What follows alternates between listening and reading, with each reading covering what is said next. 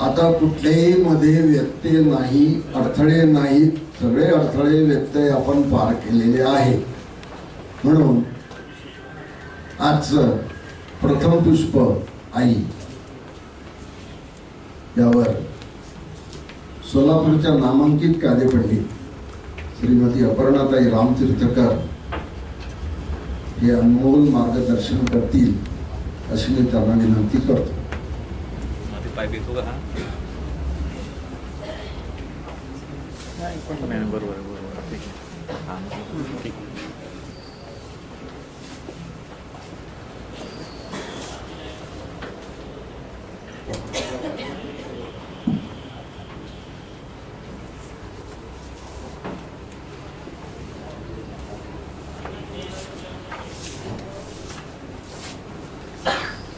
नमो मातृभूमी जिथे जन्मले मी,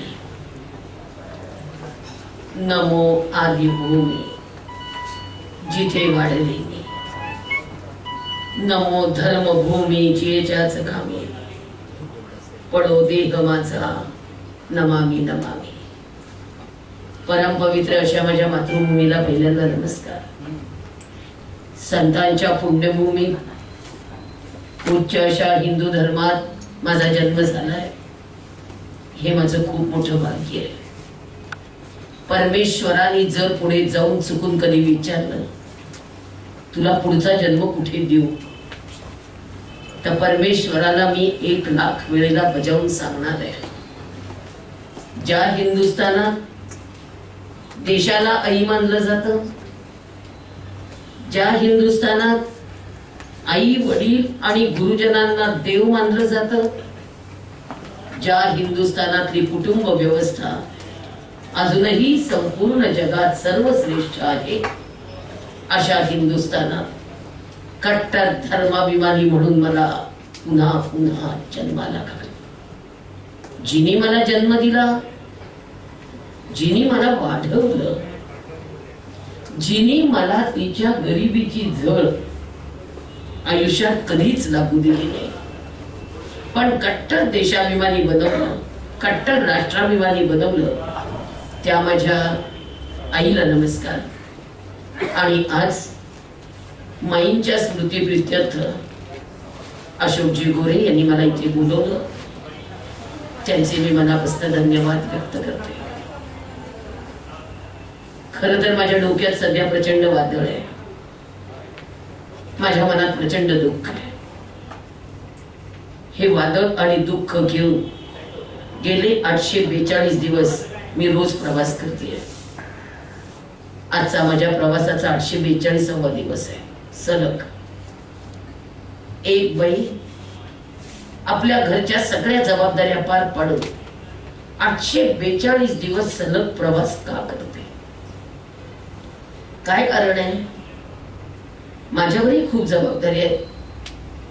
मलाही सण वार, आता सगळे श्रावण महिन्याचे सगळ्या घरातले कुळाचार परंपरा सगळं आहे, पण का कुठेही बिस्लरीचं पाणी मुद्दाम पित नाही. खरं प्रत्येक गावचं पाणी पिते, प्रत्येक संयोजक काही बिस्लरी पुरवू शकत नाही. कुठेही राहावं लागतं, कुठलंही पाणी प्यावं लागतं. सगळं पाणी पुणे गावचं पाणी पचवण्याची ताकद निर्माण केली. का? मी वकील आहे. सोलापूर कोर्टामध्ये जर प्रॅक्टिस केली असती तर स्वतःच्या माझ्या 4 गाड्या नक्की असत्या. कारण आज सगळ्याचा धंदा कुणाचा तेजीत आहे, तो वकिलांचा धंदा फार तेजीत आहे. फार म्हणतो आपण, एका छोट्या कारणाची 5 पानी नोटीस. छोटी छोटीशी भांडणं कलमात बसवायची असतात,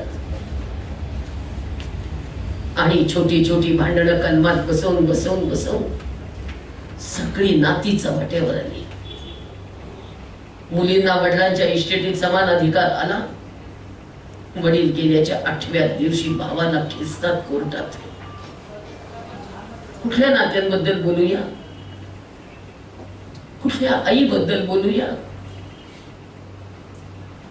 स्त्री सक्षमीकरण, महिला सक्षमीकरण, स्त्री मुक्ती, स्त्री पुरुष समानता हरवून गेली आई. आई हरवून गेली.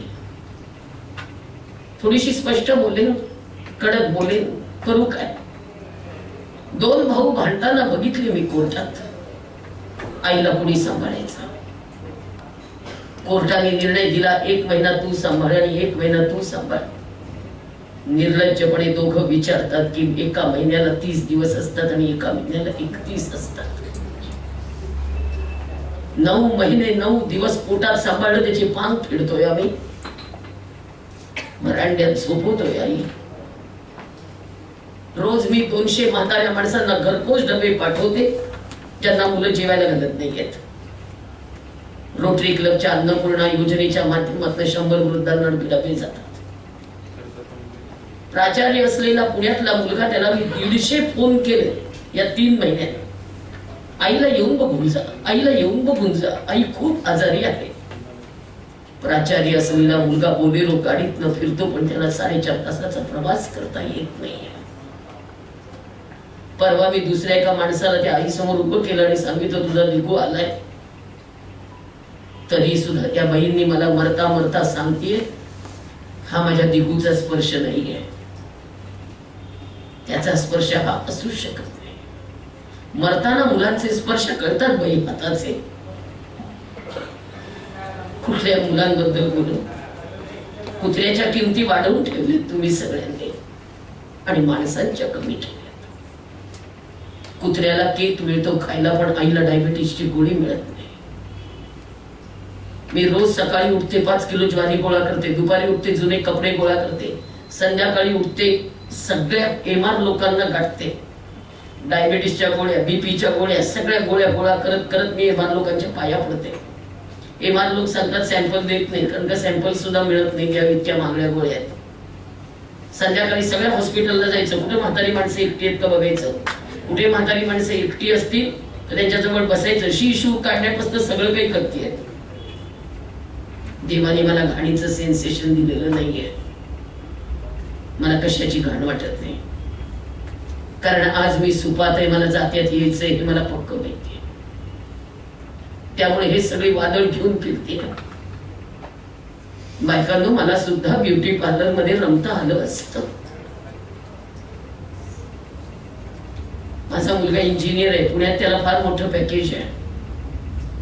आरामात घरात बसू शकते मी, तो मला सांभाळू शकतो, त्याचं माझ्यावर प्रचंड प्रेम आहे. मी दिसते कशी, मी दिसते कशी, मी दिसते कशी, पण तुम्ही आहात कशा? तू आहेस कशी? तू आई म्हणून कशी आहेस ग? सासू म्हणून कशी आहेस ग? तुला सगळ्या नात्याला न्याय देता येतो? भारतीय स्त्रीचं दिसणं कधीही महत्वाचं नसतं. भारतीय स्त्रीचं घरातलं अस्तित्व हे सगळ्यात जास्त महत्वाचं असतं. कारण ती आई आहे, ती आईच असते. तिच्या अस्तित्वाला खूप वेगळे अर्थ आहेत. आज देश धोक्यात, आज धर्म धोक्यात, आज संस्कार धोक्यात, आज संस्कृती धोक्यात, आज सगळं धोक्यात. पण आईला गाढ झोप कशी येते हा प्रश्न आहे. आज आई कुठे आहे? आई शोधतीये मी, नाही सापडत. आईच सापडत नाही. आज घराच्या इमारती मोठ्या करून ठेवल्यात. आज घर सजवली, आज घर नटवली, आज घरामध्ये टाईल्स आल्या, घरात सोफा सेट आले, घरात LCD आले. आकाश दिसत नाही घराच्या खिडकीतनं, म्हणून बेडरूमच्या छताला चंद्र तारे चिकटवून टाकले. पण घरात राहणाऱ्या माणसांची संख्या 2 वर आली. शासनाने बजावून सांगितलं हम दो हमारे दो. आम्ही त्याच्या पुढे पाऊल टाकून म्हटलं की झूठ, हम दो हमारा एकच. काका नाही, आत्या नाही, मामा नाही, मावशी नाही, भाऊ नाही, बहीण नाही, दुःख सांगायला कोणी नाही, सुख ऐकायला कोणी नाही. आणि आई वडिलांच्या परितावर रडत बसायला मुलांजवळ आता वेळ नाही. 3ऱ्या दिवसाची माती सावडून जातात आणि येतो 14व्याला म्हणून निरोप देतात. आई मरते वृद्धाश्रमात, गाव जेवण गावात. काय करायचं? काय करूया? द्या उत्तर द्या. मुंबईत बोलतीये याचं भान आहे, ते भान ठेवून बोलावं लागेल. खरं तर माझं कुटुंब खूप एकत्र आणि छान आहे. माझे वडील आणि त्यांची 11 भावंड, एवढं मोठं कुटुंब आहे. वडिलांचे 7 काका, त्यांची प्रत्येकी 5-6 मुलं, अशी मिळून घरात वावरणाऱ्या माणसांची संख्या 50 ते 60च्या वर होती रोजची. सांगायला अजिबात संकोच नाही. मी, माझी आत्या आणि माझी मावशी, आम्ही 3 जणी बरोबरीच्या आहोत. आत्या 2 महिन्यांनी लहान आहे, मावशी 2 महिन्यांनी मोठी आहे, मी मधली. फार जुनी कुटुंब व्यवस्था सांगत नाही. मला आता फक्त 60वं वर्ष आहे. 60 वर्षात एवढा बदल, इतका बदल कुटुंब व्यवस्थेच्या संख्येत. मी माझ्या आईला कधी कुठे बाहेर जाताना आजपर्यंत बघितलेलं नाही. आणि मी माझ्या आईला कधी एका जागी बसून पोटभर जेवताना पण बघितलेलं नाही. मी माझ्या आईला पहाटे 5 पासून रात्री 12 पर्यंत नुसते कष्ट करतानाच बघितलेलं आहे. पण मी तिला एकदाही चिडलेलं बघितलं नाही. मी तिला एकदाही रागवलेलं बघितलं नाही. कधीही भांड्यांचा आवाज स्वयंपाकघरातनं बाहेरच्या खोलीपर्यंत ऐकू सुद्धा आला नाही. समयित्री वाद जेवढ्या शांतपणे तेवते तशी आई मी आयुष्यभर बघितली. मी तेवते शब्द वापरला, जळते नाही. जळणारी वाद जळून जाते, तेवणारी वाद अखंड प्रकाश देईल. मी तेवणारी आई बघितलेली आहे. आई कडक आहे, शिस्तीची आहे, शिकलेली नाही, शाळेत गेलेली नाही, तिला लिहिता बसता येतं, पण ती अत्यंत सुसंस्कृत आहे. मला शासनाची ती घोषणा कधीच आजपर्यंत आवडली नाही. अडाणी आई घर वाया जाईल. अडाणी आईमुळे कधीही कुठलंही घर वाया गेलं नाही, कारण आई कधीच अडाणी नसते. आईला निरक्षर म्हणा, अडाणी म्हणू नका. तिला धर्मग्रंथ माहितीये, तिला 4 चौकांच्यात वागायचं कसं माहितीये. 50 माणसांचं कुटुंब न शिकलेल्या आईने घट्ट पकडून ठेवलेलं आहे, जे डॉक्टर मुलीला जमत नाहीये. का जमलं तिला? माझी आत्या आणि मी बरोबरीच्या आहोत. मी रडायला लागले आणि आत्या, आम्ही दोघी एकदम रडायला लागलो तर आजी म्हणायची, तुझी लेक रडतीये, अंगावर पाजायला घेतलंयस, मी सोहळ्यात आहे, पाज नंदेला अंगावर. नंदेला सुद्धा अंगावर पाजायला घेणारी भाऊज आहे. कसे संसार केले या बायकांनी? आज मी तुम्हाला सगळ्यांना प्रश्न विचारते की माझ्या वडिलांना 11 भावंड होती. 11 भावंडांची शिक्षण, लग्न, कार्य सगळं मोठा मुलगा म्हणून त्यांनी केलं. आज काय जबाबदारी आहे तुमच्यावर? तुमचे आई वडील तर दोघांचं सगळं छान छान करून देत आहेत. खालचा मजल्यावर धाकटा राहील, वरच्या मजल्यावर मोठा राहील, आम्ही सगळं सेपरेट केलंय. त्या भावांनी सगळ्या जबाबदाऱ्या उचलल्या नाही. माझ्या वडिलांनी 5 बहिणींची लग्न केली आणि 5 मेहुण्यांची पण लग्न केली, इतकी गरिबी होत असताना. जबाबदारीचं ओझं कधी वाटलं नाही. आईने मला मुलगी म्हणून फार बंधनात वाढवलंय बाबा, फार बंधनात. मला त्याचं दुःख नाही बरं का. आईने मला मुलगी म्हणून बंधनात वाढवलं याचं मला अजिबात दुःख नाहीये. माझ्या आईने मला कायम सांगितलं, मुलगी आहेस, मुलगी आहेस, तू मुलगी आहेस. मी मुलगी आहे याची जाणीव माझ्या आईने मला दिवसात 100 वेळा करून दिलेली आहे. आणि आज आपण मुलींना नेमकं उलट ऐकवतोय. मी माझी मुलगी मुलासारखी वाढवणार आहे. तो माझा मुलगा आहे, तो माझा मुलगा आहे, तो माझा मुलगा आहे. जेवढ्या आया सगळ्या समोर आहेत त्याने छातीवर हात ठेवून सांगा, मुलगी मुलासारखी वाढवता येते? कशी? कशी? देवाने दिलेला मातृत्वाचा अवयव काढून टाकणारा, तिच्या वाहणाऱ्या अमृताच्या धारा बंद करणारा, तिच्यातली कोमलता काढणारा, तिच्यातली खंबीरता काढणारा, तिच्यातली सायुज्यता काढणारा, तिच्यातली सर्जनशीलता काढणारा, तिच्यातली संवेदना काढणारा, तिच्यातली सहनशीलता काढणारा, काय काय काढून टाकणारा. देवानी बायकांना पुरुषांपेक्षा 100 गुण जास्त बहाल केलेले. आपण का पुरुष व्हायचं? बायकांनी पुरुषार्थ गाजवायचा असतो, पुरुष होण्याच्या भानगडीत कधीही पडायचं नसतं. पुरुषार्थ गाजवता आला पाहिजे. आणि आपल्याला देवानी इतकी सशक्तता दिलेली आहे. पुरुषांना शरीर बलदंड दिलंय, मन कमकुवत दिलंय देवानी. एक बाई नवऱ्याच्या पाठीमागे 5 पोरं खंबीरपणे सांभाळून त्यांना यशाच्या शिखरापर्यंत नेऊ शकते. वाळवंटासारखं आयुष्य ती एकटं काढू शकते. पण पुरुषांना विचारा, बायकोच्या माघारी 2 तरी पोरं सांभाळणं शक्य आहे का? वाळवंटासारखं एकटं आयुष्य पुरुष कधीही काढू शकत नाही. पुरुषांना एकटं राहणं शक्य नसतं. जरा 2 दिवस कुठेतरी माहेरी जा, कुलूप लावून घर सुद्धा उघडत नाही, घरात येत पण नाही. त्यांना एकटं राहण्याची घरात भीती वाटते. देवानी इतकी ताकद दिली आहे आणि उगीच पुरुष व्हायचं. मुलींच्या डोक्यात हे जे सगळं घातलं ना, त्याचे परिणाम चुकीचे झाले. इतकं ते स्त्री सक्षमीकरण डोक्यात पक्क बसवून टाकलं. आज त्याचे परिणाम कुटुंब व्यवस्था ढासळण्यात आपण बघतोय. सगळेच जण बघतोय, सगळेजण भोगतोय. माझ्या आईने मला मुलगी म्हणून बंधनात वाढवलं, शाळेत नाही घातलं. तिने मला स्वच्छ सांगितलं, मी तुला शाळेत घालणार नाहीये. तिला मी म्हटलं का? तू मला शाळेत घाल बाई. तेव्हा माझ्या आईने मला एक प्रश्न विचारला. तोच प्रश्न आज मी मुलींच्या आईला, वडिलांना, आजोबांना सगळ्यांना विचारणार आहे. माझ्या आईने मला विचारलं, शाळा शिकून तू नेमकं काय करणार आहेस? फार महत्वाचा प्रश्न आहे बरं का. शाळा शिकून तू नेमकं काय करणार आहेस? तिला म्हटलं, तुझ्या मनात काय सांग.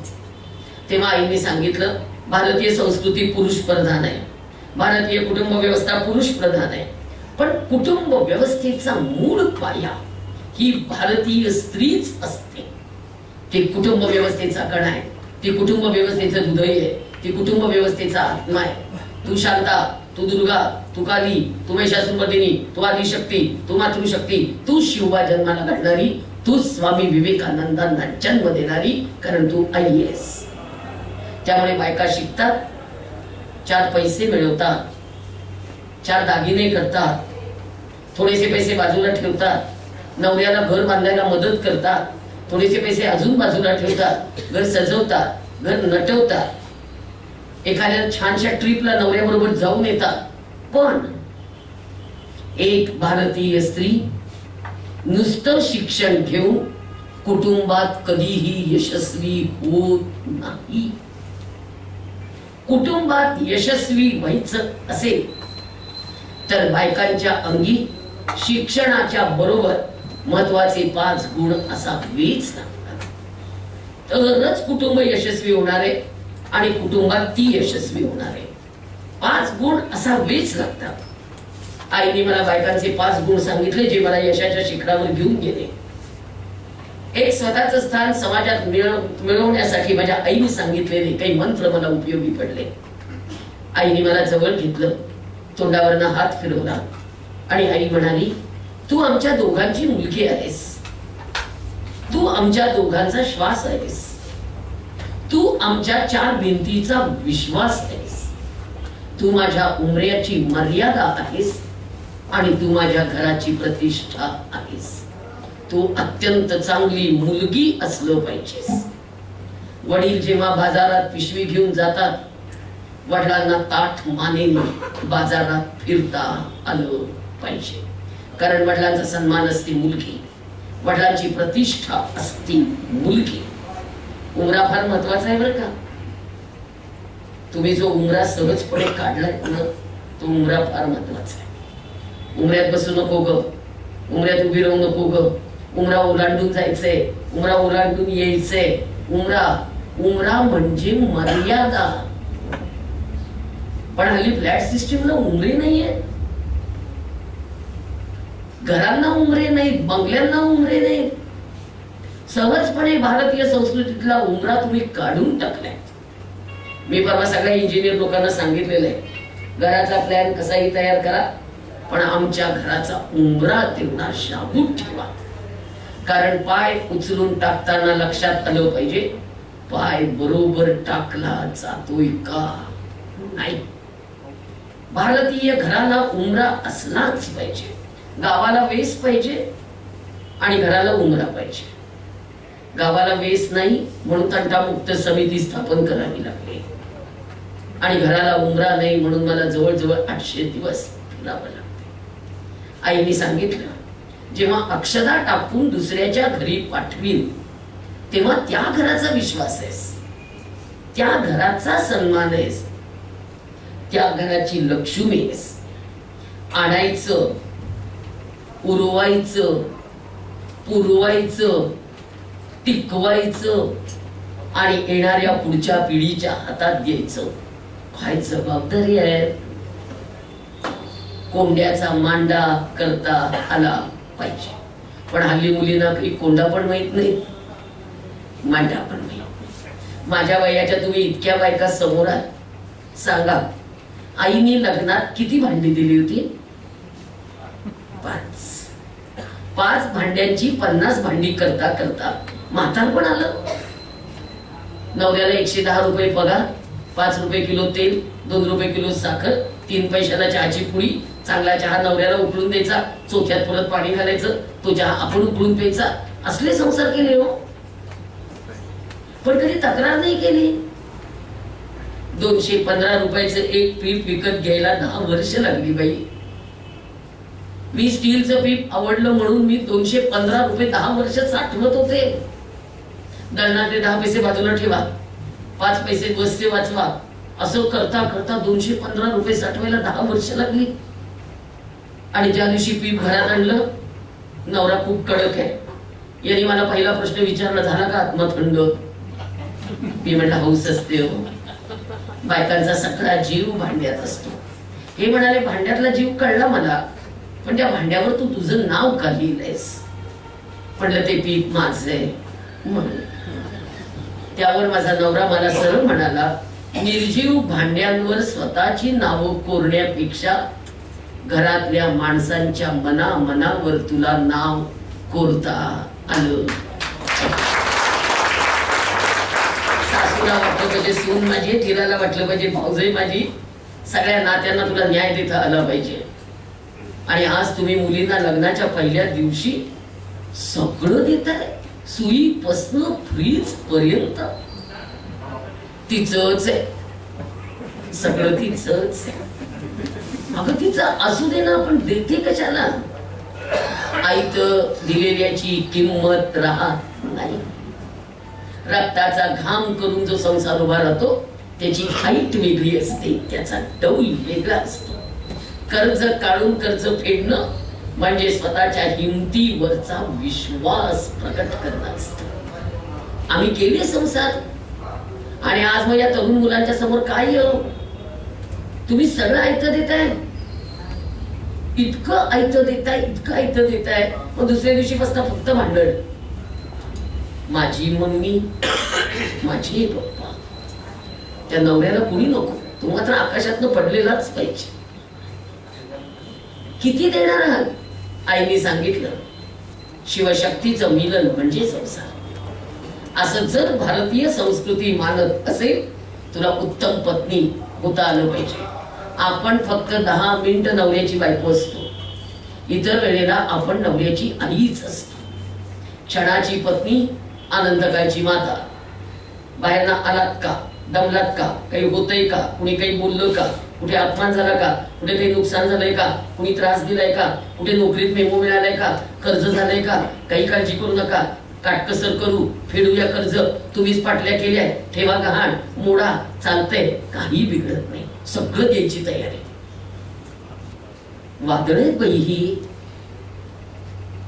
पुरुषाला देवानी वादळ सारखं निर्माण केलंय. पण ते वादळ घरात आल्यानंतर जर शांत करायचं असेल तर तेवढी ताकद आणि तेवढी क्षमता भारतीय स्त्रीमध्ये आहे. जी माझ्या आईत होती, जी तुमच्या आईत होती आणि जी माझ्या आजीमध्ये पण होती, केवढी ताकद येते. आपण कधी विचारच केला नाही. स्त्री पुरुष समानता, मी असं म्हणते स्त्री पुरुष समानतेच्या ऐवजी स्त्री पुरुष पूरकता असा शब्द आपण वापरूया. एकमेकांना पूरक आहोत असंच आयुष्य जगूया. समानता शक्यच नाहीये. निसर्गाने आपल्याला वेगळंच केलेलं आहे. निसर्गाने कुठेही काही साम्य ठेवलेलं नाहीये. समानता कशाला म्हणायचंय? पूरकता म्हणूया. तडजोडीने संसार झाले पाहिजेत, पूरकता निर्माण झाली पाहिजे. माझ्या आईने सांगितलं, देवाचा आपल्यावर गाढ विश्वास आहे.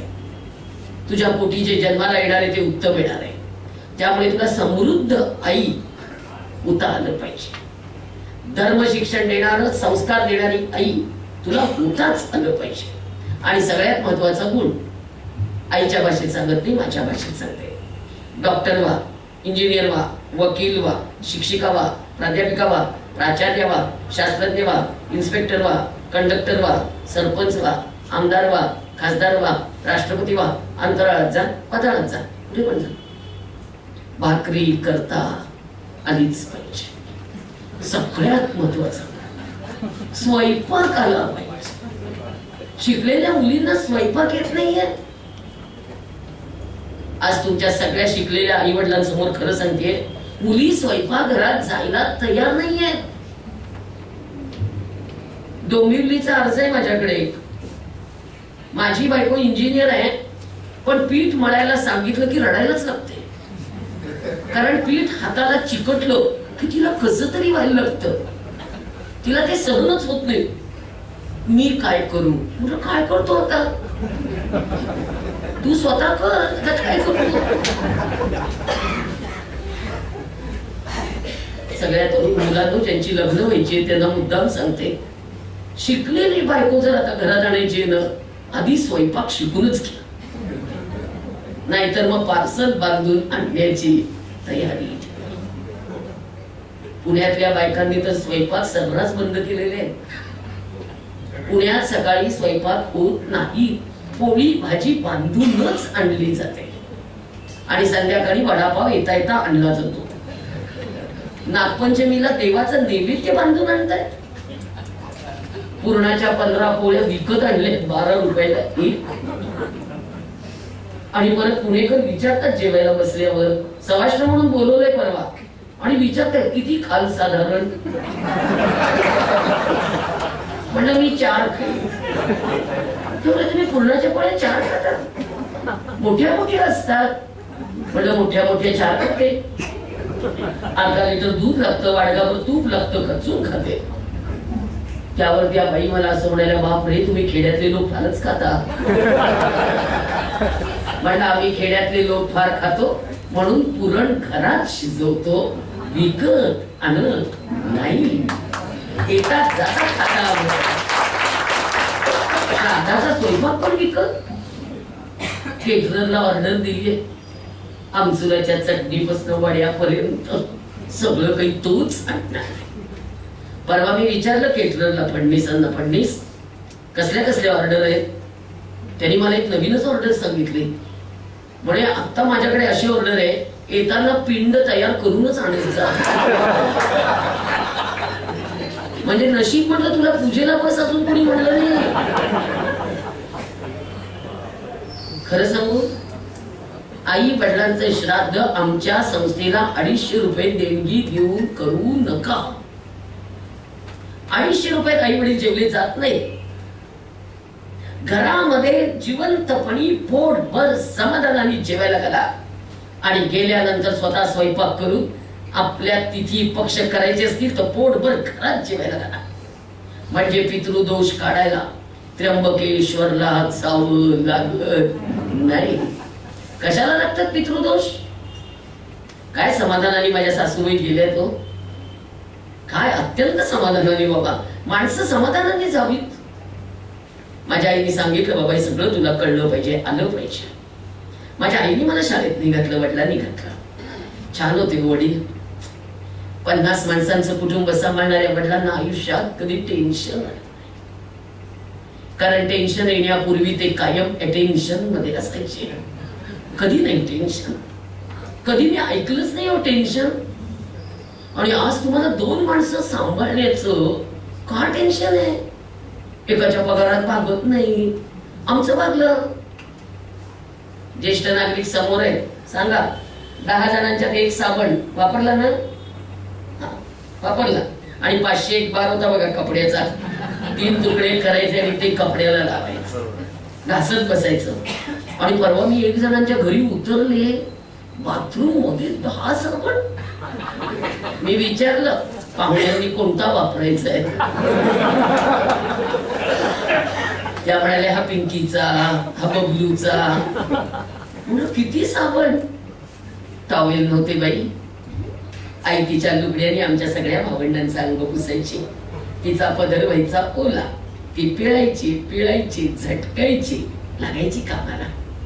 तिच्या अंगावर पदर वाळून जायचा, आम्हाला इन्फेक्शन झालं. टॉवेल नव्हते, काही नव्हते, एकाच पदराने सगळ्यांची अंग पुसली जायची, पण कधी इन्फेक्शन झालं नाही. कारण आई कायम म्हणत राहायची भाकरी करते पटकन, भूक लागली ना भाकरी करते ना पटकन, भाकरी 2 मिनिट्स. आणि आज आई म्हणते मॅगी 2 मिनिट्स. मॅगी 2 मिनिट्स म्हणणाऱ्या आईने पोटात काय घालायचंय पोरांच्या, काय पोषक देताय ग. आयता आणायचं आणि द्यायचं, आयता आणायचं द्यायचं. आज सकाळी 6 वाजता उतरले दादर याला ठाण्याच्या स्टेशनवर. सकाळी सकाळी एक पोरगी ते कुरकुरे खात बसली 6ला. तिच्या मैत्रिणीने विचारलं सकाळी सकाळी कुरकुरे खातीये. ती म्हणली हो ना, इतकी भूक लागली, काय खाणार, तेच खाते. मला आश्चर्य वाटलं सकाळी 6ला काय देतोय मुलांना, काय पोषक देत आहे. बाहेरचं आणायचं द्यायचं. एक प्रश्न विचारू, अन्नपूर्णेचा मान तरी ठेवताय. कुठेही खातोय, कसंही खातोय, उभं राहून खातोय, जोडे हातात पायात घालून खातोय. ब्रिटिश खरंच मूर्ख होता. आमच्या सगळ्या चांगल्या पद्धती खरं संपवल्या त्याने. पायात जोडे घालून आम्हाला हातात ताट घेऊन जेवायला शिकवलं. अन्नपूर्णे सदापूर्णे शंकर प्रिय वल्लभे ज्ञान वैराग्य सिद्ध्यर्थम भिक्षाम देही च पार्वती. अन्नपूर्णेचा मानस ठेवला जात नाही. काय पचणार आहे. गरीब आईने दिलेली भाकरी पोटामध्ये इतकी दमदार बसायची की कधी ती कमी आहे असं जाणवलंच नाही मुलांना. 5 भावंडांना पोटभर जेवायला कधी नाही मिळालं. मी आईची गरिबी सांगत नाहीये, आईची गरिबी चव्हाट्यावर कुणी मांडू नये, पण मी वस्तुस्थिती मुद्दाम सांगते. आई म्हणायची रोज एखादी कोणीतरी उपास करा, बाकी सगळ्यांची पोटं भरतात. आम्ही आनंदाने उपास केले. आणि जेव्हा धाकट्या भावाचा उपास यायचा तेव्हा आई म्हणायची केवळ त्याचा उपास आहे बरं का, आज धाकट्याचा उपास आहे आज. मग आम्हाला सगळ्या मोठ्या भावंडांना कळायचं की तो खूप लहान आहे, त्याला कशाला उपास घालायचा. आम्ही आमची चतकोर भाकरी त्याला कायम वाटून दिलेली आहे. पाण्यात भिजवलेली भाकरी सुद्धा अत्यंत समाधानाने खाल्ली बाबा त्यांनी, कधी रडण्याची नाही काही. लवंगी फटाक्याची मुलांना 1 माळ मिळायची, त्याच्यात 5 भावंडांनी 2-2 फटाके उडवायचे. आणि मग आम्ही आनंदाने सांगायचो आम्ही फटाके उडवले. समाधान आहे. किती देत आहेत आई वडील सांगा. आहात तुम्ही 2-3 मुलं माझ्या समोर. कपडे इतके आहेत मोजता तरी येतात. किंमत आहे. आई तेव्हा तरुण होती, तिच्या पोटात भूक होती, पण घरात अन्न नव्हतं. आज आई म्हातारी आहे, आज घरात अन्न खूप आहे, पण आज तिच्या पोटात भूक नाहीये. आई समजावून घ्या. ज्याला आई समजते त्याला समाज समजतो. ज्याला आई समजत नाही त्याला समाज कधीही समजत नाही. आई समजत. तुम्ही जी 2-3 छोटी पोरं आणि इकडे 2 तरुण मुली असे जे फार नाहीयेत पण आहेत, त्यांना एक प्रश्न आहे. तुमच्यापैकी किती मुलांनी आईला एकदा तरी विचारलंय, आठवड्यातनं एकदा, आई दिवसभर इतकं काम करतेस, दमलीस का ग?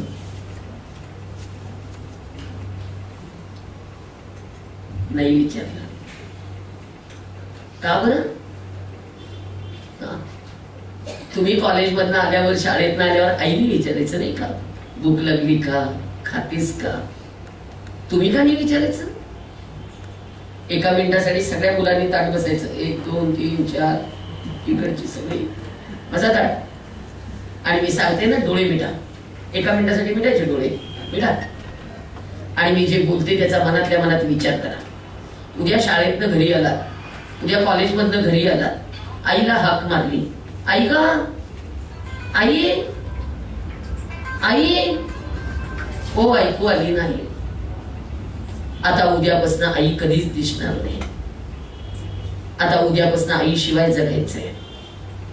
आता तुम्हाला आई नाही, जवळ घ्यायला आई नाही, कौतुक करायला आई नाही, भूक लागली का म्हणायला आई नाही. आता आई नाहीच. करा विचार, 1 मिनिट आई नाही.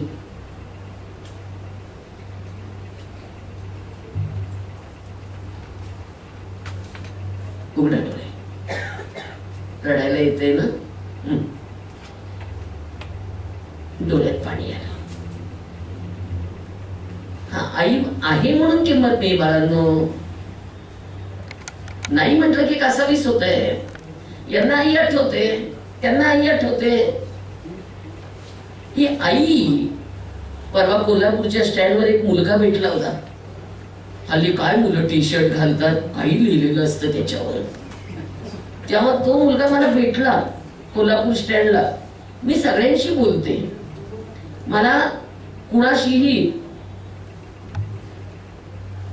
सगळ्यांशी रस्त्यात बोलायला आवडतं. आणि मग मी त्या मुलाला बघितलं, त्या मुलाच्या टी शर्टवर एक वाक्य लिहिलेलं होतं. ते वाक्य मी वाचलं आणि त्याला म्हटलं, जरा इकडे रे बाळा.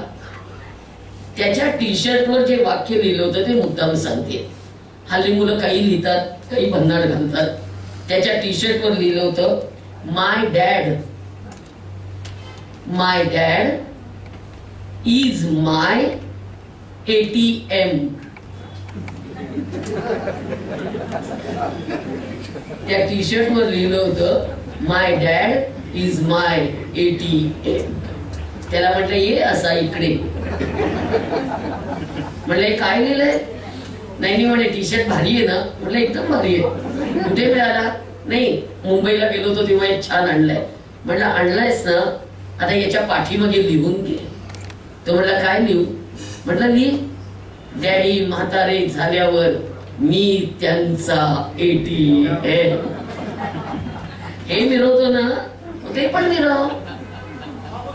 जेव्हा एखादी गोष्ट मिरवाविषयी वाटते ना, तेव्हा त्याच्या पाठीमागे आलेले अधिकार आणि हक्क, त्याच्याबरोबर कर्तव्य पण लक्षात घ्यावी लागतात.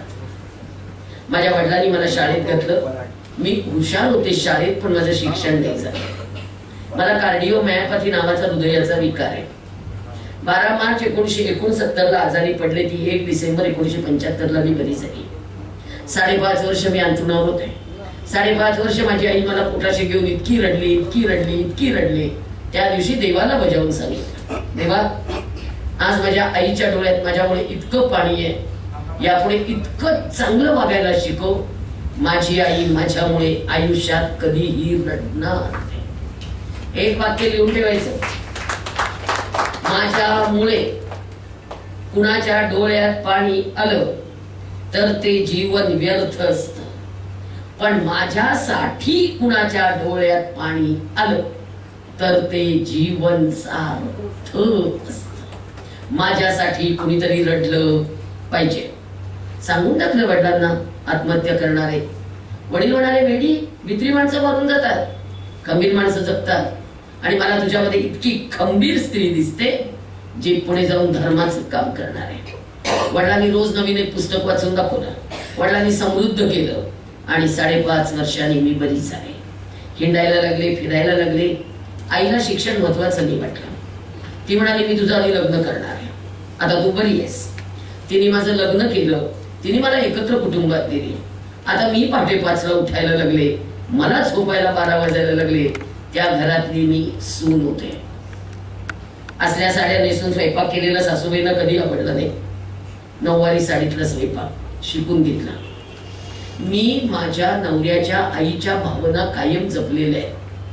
का तर कारण माझा नवरा माझ्या आईवर प्रचंड प्रेम करतो. आणि जर मी माझी सासू जर जिंकायची ठरवली तरच मला नवरा जिंकता येणार आहे हे मला पक्क माहिती होतं. मी सासूबाईंच्या भावना खूप जपलेल्या आहे. मुद्दाम सांगते असं समजू नका. आमच्याकडे गॅसवरचा स्वयंपाक देवाच्या नैवेद्याला चालत नाही. आमच्याकडे चुलीवर स्वयंपाक आहे. आज मी 18 संघटनांची प्रतिनिधी आहे. मी आज प्रचंड बिझी आहे, पण मी माझ्या देवाचा नैवेद्य अजून सुद्धा चुलीवर करते, कारण आमच्या घरात गॅसचा नैवेद्य चालत नाही. मी माझ्या सासूबाईंना मरताना वचन दिलंय, मी तुमचे देव आणि तुमचा मुलगा प्राणपणाने सांभाळणार नाही. केसांचे पण शॉर्टकट नाही आणि देवांचे पण शॉर्टकट नाही. शॉर्टकट मान्य. सध्या पंढरीचा पांडुरंग खूप दुःखात आहे. तुम्हाला माहितीये देव दुःखात आहे हे माहिती नाही. फार दुःखात आहे देव. देव माझ्याशी बोलतो, देव मला सगळं सांगतो. तुमचा विश्वास दिसणार नाही, भाबडेपणा म्हणालेला, पण मला खरंच आवाज ऐकू येतो. परवा मी देवाला विचारलं, देवा इतकं तुमचं रूप सुंदर आहे पण चेहरा उदास का? तेव्हा देवानी सांगितलं काय करणार. पंढरपूरला 2 आश्रम आले, एक देवाश्रम आणि एक वृद्धाश्रम. ज्या शिकलेल्या मुलांना, ज्या शिकलेल्या सुनांना, स्वतःला सोफिस्टिकेटेड, वेल एज्युकेटेड, इंटेलेक्च्युअल म्हणणाऱ्या या पिढीला आई वडिलांनी पुजलेल्या चैतन्यमय मूर्ती घरातल्या देवाच्या नकोय. ते सरळ देव उचलतात, फडक्यात बांधतात आणि पंढरपूरच्या देवाश्रमात नेऊन टाकतात. आणि ज्यांना देवासारखे आई वडील नको आहेत ते आई वडिलांना उचलतात आणि पंढरपूरच्या वृद्धाश्रमात नेऊन टाकतात. देव इतका इतका इतका दुःखात आहे. देवाने विचारलं काय करायचं. हा शिकलेला माणूस देव पण टाकायला लागला आणि देवासारखी माणसं पण टाकायला लागला. देवाला म्हटलं काळजी करू नका, मी फिरणार आहे आणि मी सांगेन लोकांना देव पण जपावे लागतात आणि देवासारखी माणसं पण जपावीच लागतात. ही दोन्ही जपावी आणि भारतीय संस्कृतीत जपावीच लागणार आहे. माझा नवरा अत्यंत कडक आहे, पत्रकार आहे, प्रचंड बुद्धिमान माणूस आहे, पण अत्यंत कडक आहे. मी तक्रार करत नाहीये, मी स्वभाव सांगतेय. कारण माझा काळ असा होता, नवऱ्याने मारलं, पावसाने सोडलं, कुणाला सांगता येत नव्हतं. पण यांच्या हातात चहाचा कप देताना कपबशा सकट बांगड्या भाजायच्या. चहात साखर जास्त पडली तरी दाखवायचे, कमी पडली तरी दाखवायचे. पण सासूबाई छान होत्या. त्या म्हणायच्या रडत जाऊ नको, रोज आतमध्ये चहा पिऊन बघत जा. साखर जास्त पडली की दूध घालून द्यायचं, दूध जास्त पडलं की साखर घालून द्यायची. पुरुषांना काही कळत नसतं, आपण आतमध्ये किती गोंधळ करत असतो. सासूबाईच्या एका स्त्रीने दुसऱ्या स्त्रीला समजावून घेतलं पाहिजे. एका स्त्रीने दुसऱ्या स्त्रीचं दुःख जाणून घेतलं पाहिजे आणि एका स्त्रीने दुसऱ्या स्त्रीला मान दिला पाहिजे. सासूबाई फार छान होत्या हो. जेवढं दुःख आईच्या आठवणीने होतं त्याच्यापेक्षा जास्त दुःख सासूबाईंच्या आठवणीने होतं. फार छान होत्या त्या. 38 वर्ष लग्नाला पूर्ण झाली. नवऱ्याने आजपर्यंत एकदाही विचारलं नाही कुठे बाहेर फिरायला जायचं का, सणाला साडी हवी आहे का, माहेरच्या कार्याला जायचं का, तुला एखादी वस्तू आवडते का, आणायची का. एकही प्रश्न ऐकला नाही हो. पण एक प्रश्न रोज ऐकला, आजचे पेपर वाचले का, डोक्यात काही शिरलं का, बातम्या ऐकल्या का, अग्रलेख समजले का, जगात काय चाललंय ते लक्ष आहे का. यांना म्हटलं वाचायला वेळ होत नाही, काय करणार. धुणं भांडी सगळं घरात आहे हो. घरी गेले ना की धुणं भांडी सगळं काम माझं मी करते. अजून का नाही करायचं, घर आपलं आहे. आज तरुण मुली समोर नाहीयेत पण सांगते, दुनियाला भांड्याला कशालाही बाई लावा, पण आठवड्यातनं एकदा तरी घरच्या बाईचा हात घरातल्या प्रत्येक वस्तूवरनं फिरावाच लागतो. त्याशिवाय त्या घराला कधीही घर पण येत नाही. मोलकरणींच्या ताब्यात दिलेले कुठलेही संसार कधीही समाधानाचे होत नसतात. घरच्या बाईचा हात फिरावाच लागतो. माझी आई म्हणायची, बाई किती काम पडलं ना तरी त्या अन्नपूर्णेचा हात आहे बाई तुझा, फिरवायचा सगळ्या घरावरनं.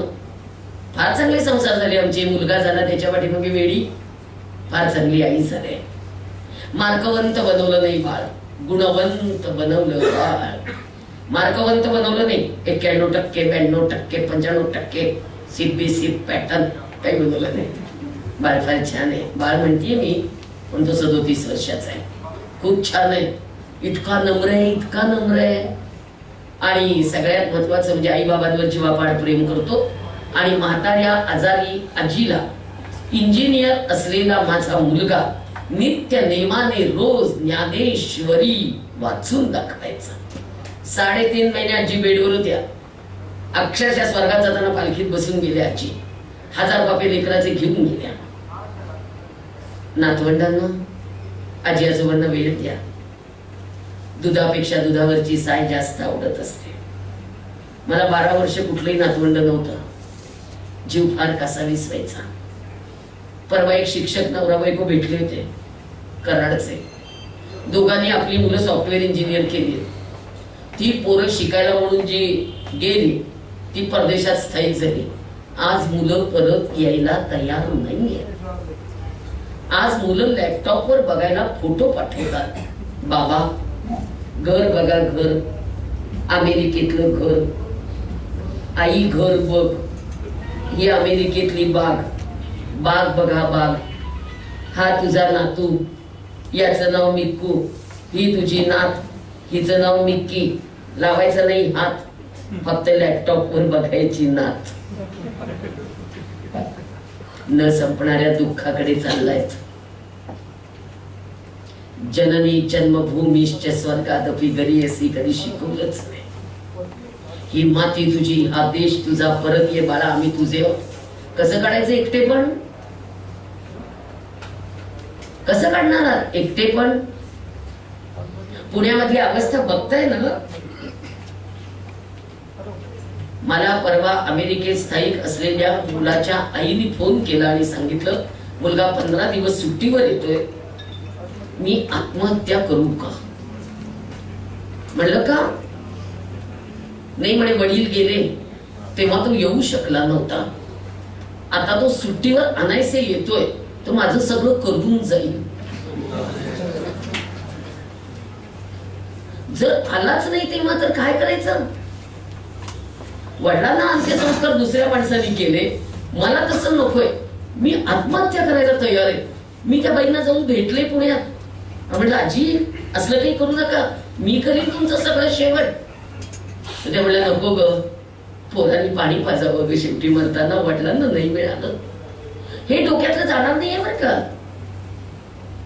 चेहरा मुलाचा बघावासाच वाटेल. आज हे माझे मिस्टर खूप आजारी असतात, त्यांना संधिवात आहे. खरं म्हणजे त्यांचा अशक्तपणा प्रचंड आहे, त्यात हल्ली चालू शकत नाही. पण त्यांचा मुलगा पुण्याहून आला, काय त्यांचा जीव कासावीस होताना मी बघतीये. बापरे, मी थोडीशी गुंतलेली म्हणून बाहेर पडले आहो. पण जे गुंतलेले नाहीत ना ते पोरात जास्त गुंतले आणि जीव काढता येत नाही हो. लेकरामधला जीव नाही काढता येत.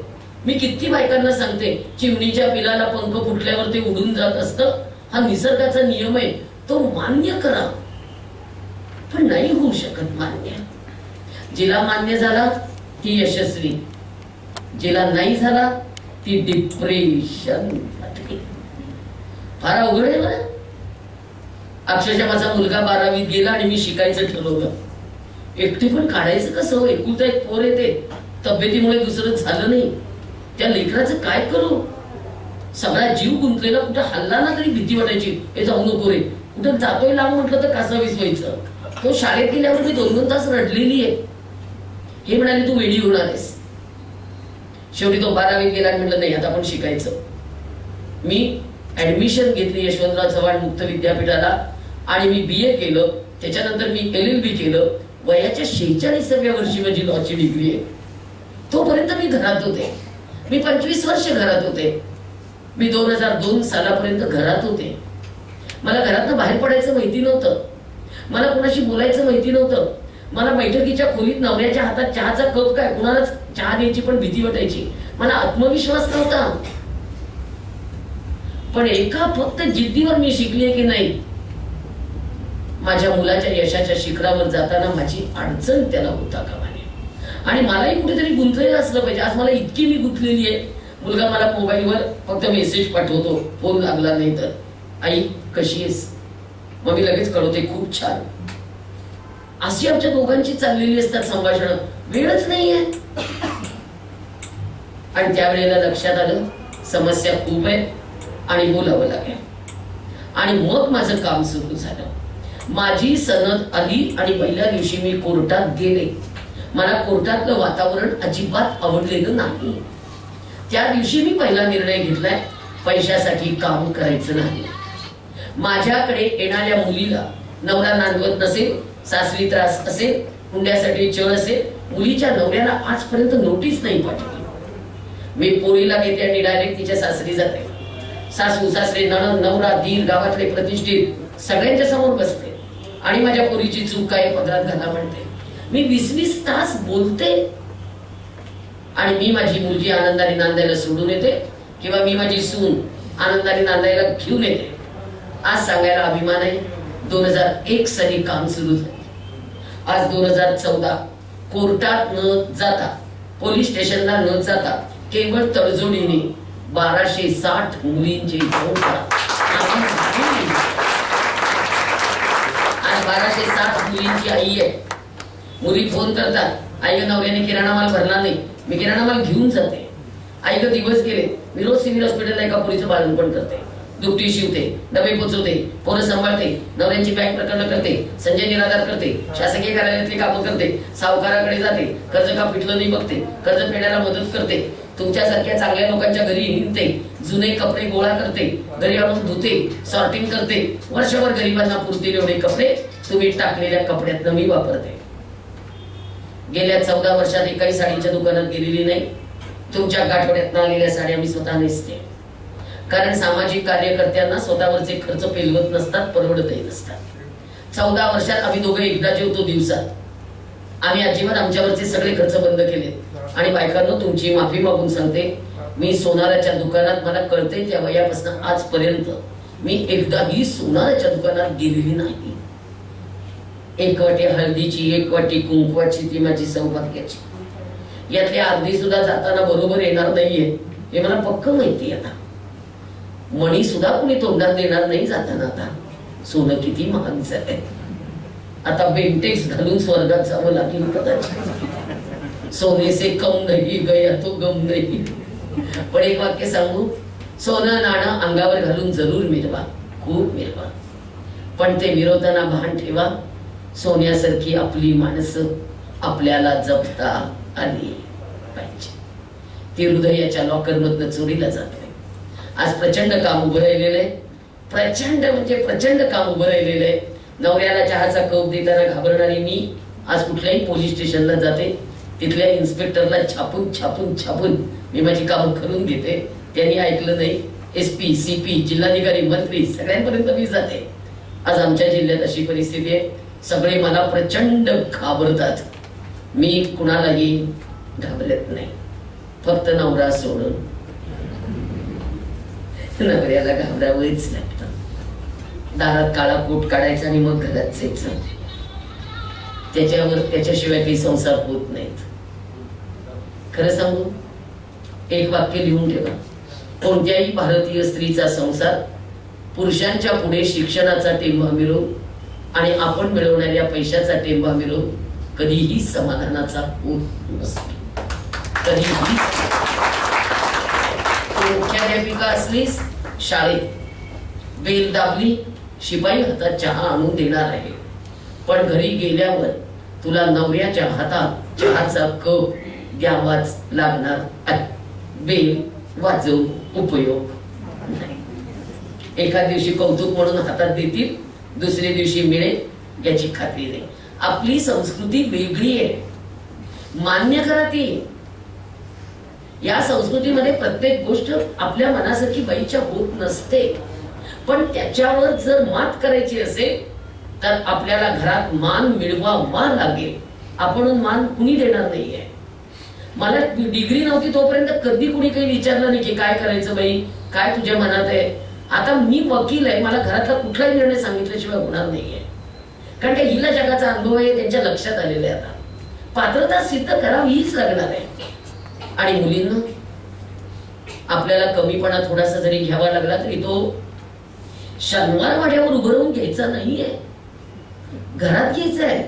कुणाला ऐकू येत नसतं, कुणाला काही कळत नसतं. आणि कमीपणा म्हणजे काय ग, इतक्या किरकोळ गोष्टी असतात. आज माहेरी जाऊ नको म्हटलं, बरं बाबा नाही जा, उद्या जाईल. किती किरकोळ गोष्टी आहेत, किरकोळ गोष्टींसाठी इतकी भांडण आहेत. आणि खरं सांगू, सगळीकडे सासूचा दोष नाहीये बरं का. जिला सासूला जे दोषी देतायत ना आता की मुलाची आई, ती सगळीकडे दोषी नाहीये. तिला उगीच खरं कालफड्या नाव पडलेलं आहे. आताची परिस्थिती अशी आहे की या प्रचंड झालेल्या कायद्यांमुळे सासू सासरे बिचकूनच वागतात. प्रचंड भीती आहे सून सांभाळण्याची. कायदे इतके प्रचंड बायकांच्या बाजूने झाले की आता सासू सासरे अडचणीतच आलेले. कुणाची शामतच होत नाही की सुनेला अरेचक कार्य म्हणायची. काही ठिकाणी त्रास देतात, तेही मी नाकारत नाही, पण त्रास देत असतील तर कायदा वापरा. कायदा आहे ना तुमच्या बाजूने, पण जिथे त्रास होत नाही तिथे कायद्याचा गैरवापर टाळा. इतका गैरवापर आहे तो कौटुंबिक हिंसाचार प्रतिबंध कायदा 2005 त्याचं इम्प्लिमेंटेशन झालं आणि गेल्या 8 वर्षात 10 लाख पुरुषांच्या आत्महत्या आहेत. 10 लाख. काय कुठं हा कायदा कुठे घेऊन जाणार आहे कुटुंब व्यवस्था. आम्हाला पुरुष हक्क संरक्षण समिती स्थापन करावी लागली महाराष्ट्रात. इलाज नाहीये त्याला काही. जिथे अन्याय होतो तिथे कायद्याचा वापर करायचा असं मी 100 वेळा म्हणते. पण यात हात जोडून एक गोष्ट सांगू, आज घरामध्ये संस्कार देणारी आई नाहीये. हा प्रॉब्लेम आहे. आईच नाहीये घरात. आज आई हरवली आहे. आज मुलीची आई मुलीवर संस्कार करण्यात कमी पडतीये. ती तिला इंजिनियर करतीये, डॉक्टर करतीये, MS करतीये, BCA करतीये, MCA करतीये, पण अजिबात सांगत नाही तुला दुसऱ्याच्या घरात जायचंय आणि तुला कसं वागायचंय. हा विषय संपवला घरातनं. आमची आई म्हणायची दुसऱ्याच्या घरी जायचंय ग, रांगोळी नीट काढ, एवढी जाट रेत काढलीस सासू ओरडते. इथपर्यंत आईनी शिकवलेलं आहे. आज काहीच बोलत नाहीये. 10 वर्ष मुली हॉस्टेलला आहेत बाई. 10 वर्ष जी मुलगी तुम्ही हॉस्टेलला ठेवताय तिला वाटते कसे कपडे घालायला तिथं परवानगी, हातामध्ये मोबाईल, स्वातंत्र्य, तुम्ही दिलेला 1000 रुपयाचा टॉक टाइम महिन्याचा. ती तिथनं आल्यानंतर सासूला विचारले मी बाहेर जाऊन येऊ का.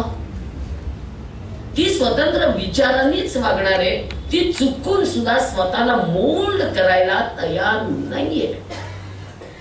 आणि याला जबाबदार फक्त आईच असू शकते, दुसरं कुणीही नाही.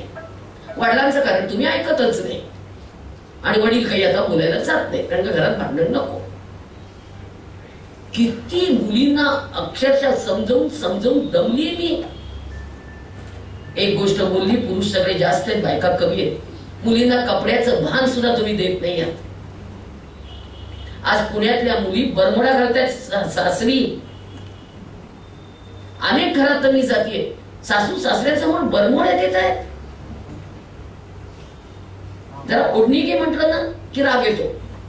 इथे वडिलांच्या समोर बिनओढणीच्या, दिरांच्या समोर बिनओढणीच्या, घरात येणाऱ्या पाहुण्यांच्या समोर बिनओढणीच्या. आम्ही दिरासमोर सुद्धा केस मोकळी सोडून कधी वेणी घातली नाही बरं का. माझी आई म्हणायची दीर परका पुरुष आहे, परक्या पुरुषासमोर केस मोकळी सोडायचे नसतात. नवऱ्यासमोर एखाद्या वेळेला केस मोकळी सोडून वेणी घातलीस तर चालेल, दिरांच्या समोर अजिबात वेणी मोकळी सोडून घालायची नाही. तुझे दीर तरुण आहे हे आईने सांगायला नको. आणि आता तर दीर बरोबरीचे आहे. अंगाला हात लावून बोलायचं, आले तुरे बोलायचं. त्या नात्याला मर्यादा होत्या पूर्वी. आता नात्याला मर्यादा आहे. सगळ्यांना अरे तुरे. तुम्हाला काय वाटतं अरे तुरे म्हटलं की जवळीक निर्माण होते का. अरे तुरे म्हणून तुम्ही किंमत कमी करून घेताय नात्यांची. नात्यांचा मान पाहिजे. मी माझ्या धाकट्या दिराला पण अजून आवजाऊ म्हणते, अहो भाऊजी तो माझ्यापेक्षा लहान आहे. अंगाला हात लावायचं, हसायचं, खिदळायचं, किती आपण सोशल होणार आहोत. भान द्या बाबा. 2 वर्षाच्या मुलगी छोटे छोटे बंद, पाठ सगळी उघडी. 5 वर्षाची मुलगी 3/4 घालतीये. 12 वर्षाची मुलगी गचाळा उतारत आहे. मुलींना कपडे तरी नीट घालायला लावा. आणि तुम्ही मला कुणी म्हणू नका 21व्या शतकाकडे जग चाललंय. 21व्या शतकाकडे जग चाललंय. बायकांनी शिकायचंय, पायावर उभं राहायचंय, सगळ्या पुरुषांच्या बरोबरीने यशाच्या शिखरावर जायचंय. पण स्त्री असल्याचं भान नाही ठेवायचं.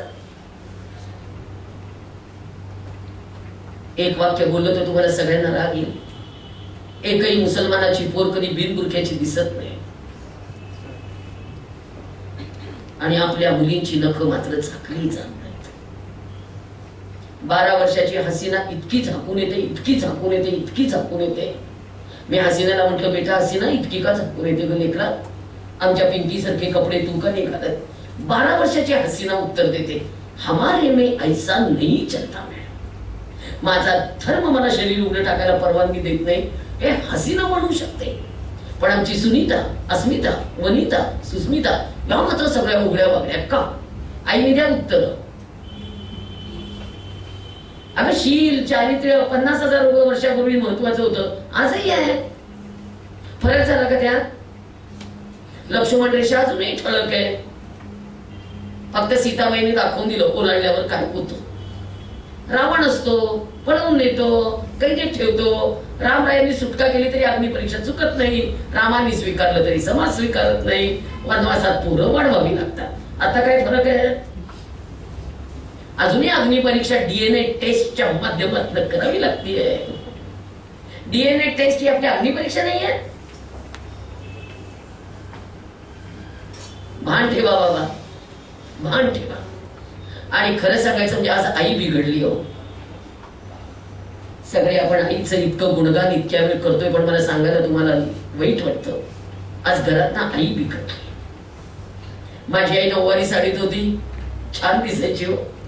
हातभर बांगड्या होत्या, कपाळभर कुंकू होतं, केस बांधलेले असायचे, नकशिकांत सुंदर दिसायची आई. आज आई बिघडली, बदलली. ती 9वारी तर 5वारीत आली. ओके, 5वारी नेसतेस, नीट नेस ना बाई. का त्या पदराचे दिंडवडे करते? हा आईचा पदर आहे, हा बाईचा पदर नसतो. भारतामध्ये हा पदर कधी बाईचा नसतो. भारताला पदर कायम आईचाच असतो. या पदराकाच्या अमृताच्या धारा पिऊन युगपुरुष घडतात. या पदराकाच्या अमृताच्या धारा पिऊन महापुरुष घडतात. हे वाघिणीचं दूध पिऊन भगतसिंग, सुखदेव, राजगुरु, सावरकर, चापेकर जन्माला येतात. आईचा हा पदर बाईचा नसतो. परवा मी साने गुरुजींशी फार भांडले हो. साने गुरुजींशी माझं भांडण सारखं होतं रोज. गुरुजींशी मी रोज भांडते. गुरुजी माझ्या नावाने इतके ओरडतात, इतके ओरडतात, मला झोपच येत नाही. 4:30 वाजता मी गुरुजींना हाक मारायला सुरुवात करते, गुरुजी, गुरुजी खाली या. गुरुजी म्हणतात, काय झालं ग, काय ओरडते माझ्या नावाने? म्हणलं, गुरुजी श्यामची आई लिहून किती वर्ष झाली? गुरुजी म्हणाले 75.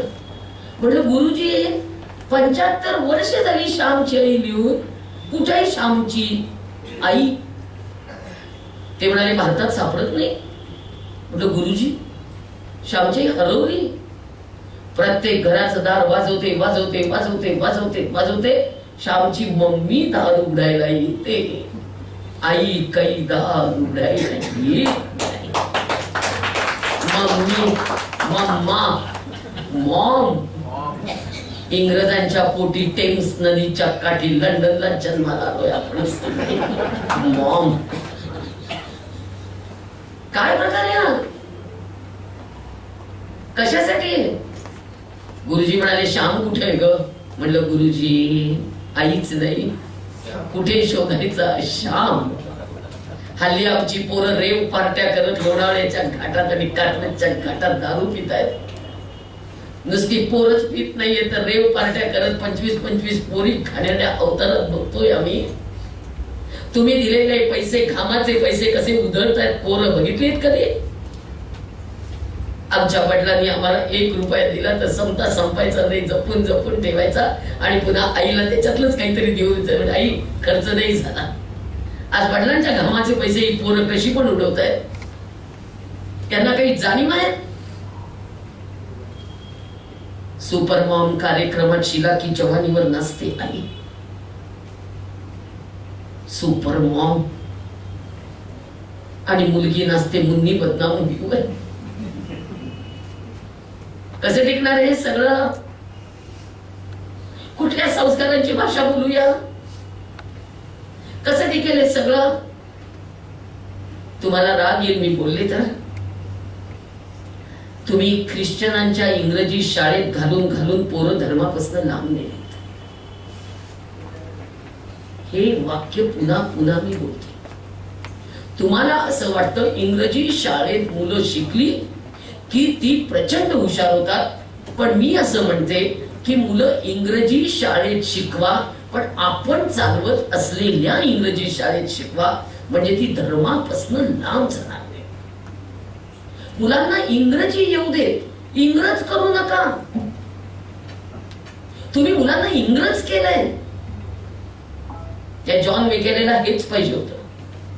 त्याला बरोबर माहिती होतं की या माणसाला जर शर्ट पॅन्ट काढायला घालायला शिकवली आणि याला जर आपण इंग्रजी शिकवलं, हा माणूस धर्मापासून लांब जाणारच आहे, संस्कारांपासून लांब जाणार आहे. आणि झालं तसंच. आपल्या मुली बांगड्या घालत नाही, आपल्या मुली कुंकू लावत नाही. मुलींच्या हातातली बांगडी पण नाही, कुंकू पण नाही. परवा एका सासूने सांगितलं सुनेला, 3 दिवसांत झाले देवाजवळ दिवा लाव. सून उठली, हातात बांगडी नाही. सासू फक्त एवढंच म्हणाली, योगेश्वरीचं नवरात्र आहे बाई, कुलदैवत आहे आपलं, बांगडी घाल आणि दिवा लाव. ती म्हणली माझी मम्मीनी कधीच मला म्हटलं नाही की बांगडी घाल, मी नाही घालणार. दिला नंदादीप हातातला फेकून, सगळा देवारा टाकला विस्कटून, जाऊन झोपून टाकलं बेडरूमला. आईला लगेच मिस कॉल. आई 10 मिनिटात हजर, 12 माणसं घेऊन कायदा. 4थ्या महिन्याची गरोदर पोरगी आहे. किती समजावून सांगायचं. एका बांगडीचं भांडण आहे, 498 दाखल. अक्षरशः सासू अटके, सासरा अटके, दीर अटके, दीराची बायको अटके, सगळे अटके. आमच्याकडे सोलापुरातले प्रतीत यश अत्यंत प्रचंड यांच्यामध्ये आदरेत असे प्राचार्य असलेले ते अटकेत होते. 1.5 महिना जामीन झालेला नाही. त्यांनी फक्त सुनेचा हात धरला आणि म्हटलं बेटा जाऊ नको, बेटा जाऊ नको. 354 दाखल आहे विनयभंगाची केस. आणि एक वाक्य आली ठरलंय, सासरा माझ्याकडे वाईट नजरेने बघतो. कसं पुरावा सिद्ध करणार कोर्टात. काही आरोप सिद्ध करताना एक वाक्यावर म्हणायचो सासऱ्याची माझ्यावर वाईट नजर आहे. तो बिचारा सासरा पण अडकतो आणि तो दीर पण अडकतो. हे नवीन जे मध्यंतरी जे बलात्काराची प्रकरण आणि जी छेडछाडीची प्रकरण जास्त झाली, त्याच्यात हे बायकांच्या बाजूने कायदे इतके कडक केले, पुरुषांचा अवघड झाला. खोट्या केसेस बिनधास्त दाखवलं तिला तर. आणि तुम्हाला असं वाटतं का सगळ्या वडिलांनो, तुमची मुलगी 9व्या वर्षी मोठी होतीये, हार्मोन्स बदलत चालले तुमच्या मुलीचे, आणि तिचं लग्न तुम्ही 27व्या वर्षी करताय. मधल्या सगळ्या वर्षांचं काय हिशोब आहे तुमच्याजवळ. कुठलं संस्कारांचं कवच आहे. काय शिकवणार. आणि शरीर आणि मन शांत बसणार आहे का. मी शिशु सदन चालवते. माझ्या संस्थेमध्ये 25 अनाथ बाळ आहे. 14 आणि 15 वर्षाच्या मुली आणून देतात बाळ. मी 14 वर्षाच्या मुलीची 2 अबॉर्शन आणि 1 बाळण पण करून घेतलं. तुम्हाला कल्पना आहे का या सगळ्या गोष्टींची की किती बदलत चाललंय, किती वेगळं होत चाललंय. गाई आणि म्हशींना जी इंजेक्शन दिली जातात त्यांना जादा दूध यावं म्हणून, ते सगळे इंजेक्शनचा जो काही परिणाम आहे तो मुलींच्या शरीरावर इतक्या प्रचंड प्रमाणात होतोय. हार्मोन्स बदलत चालली बाबांनो. कसं तुमच्या आई वडिलांच्या लक्षात येत नाहीये की आपण कसं रोखायचं हे सगळं. एकटीच्याने होणार आहे का. मी तर खरं म्हणजे या आईलाच दोषी का धरलं माहिती का. संस्कार करणारा ते विद्यापीठ आहे. तू सांग बाई समजवून. आणि एक गोष्ट बोलू, आज आई आमची चुडीदारवर आली. आम्ही मान्य केलं बरं का. 5 वारीतनं चुडीदारवर आल्यावर चुडीदारला ओढणी घे हे शिकवायचं. चुडीदारवरनं गाऊनवर आली, बरं गाऊनच घालायला लागली. मोकळं मोकळं वाटतं, अरे पण काय मोकळं. तुझी मुलं मोठी होत आहेत बाई, तुला मोकळं मोकळं वाटून चालेल कसं.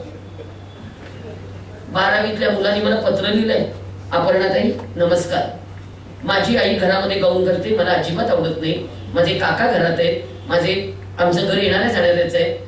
माझ्या आईला समजावून सांगा, तिने घरात गाऊन नाही घालायचं. 8 तास समजावून सांगितलंय. त्या बाई एकच वाक्य म्हणत होत्या, इतके दिवस सासूबाई होत्या म्हणून मला कधी मनासारखं वागता आलं नाही, आता माझा सासरा व्हायला लागला. अगं तू आई आहेस. आणखीन एक गोष्ट सांगायला लाज वाटते. आज मी ठाण्यात होते, ज्या बिल्डिंग मध्ये मी उतरले होते सकाळी, त्या बिल्डिंगच्या शेजारी एक मॉल आहे आणि तिथे एक पार्लर चालतं, ब्युटी पार्लर. आणि तिथे मला लाज वाटली, काचेतनं जे दिसलं ते सांगतेय. आपल्या सोफिस्टिकेटेड वेल एज्युकेटेड बायका पुरुषांकडनं केस कट करून घेत आहेत. पुरुषांकडनं केस कट करून घ्यायचे. आईस ना तू. फेशियल, परक्या पुरुषाने तुला फेशियल करायचं इथपर्यंत सगळं चोळून घेतीस तू. Massage, पुरुषांकडनं massage. सांगायला लाज वाटते. लग्नातले मेकअप पण पुरुष करतायत. आणि अकोल्याच्या ठिकाणी गेले होते, अकोट नावाच्या गावात 5 मुलांचा ग्रुप आपल्या लग्नातल्या साड्या नेसवण्याचं कॉन्ट्रॅक्ट घेतोय. नवरी मुलगी 15 वेळा त्याच्यासमोर साडी बदलते. काय करणार हो. मेहंदी काढायला सगळीकडे पुरुष, बोटापासून खांद्यापर्यंत, पायापासून गुडघ्यापर्यंत मेहंदीच. आणि ते टॅटू, पाठीला सगळी टॅटू.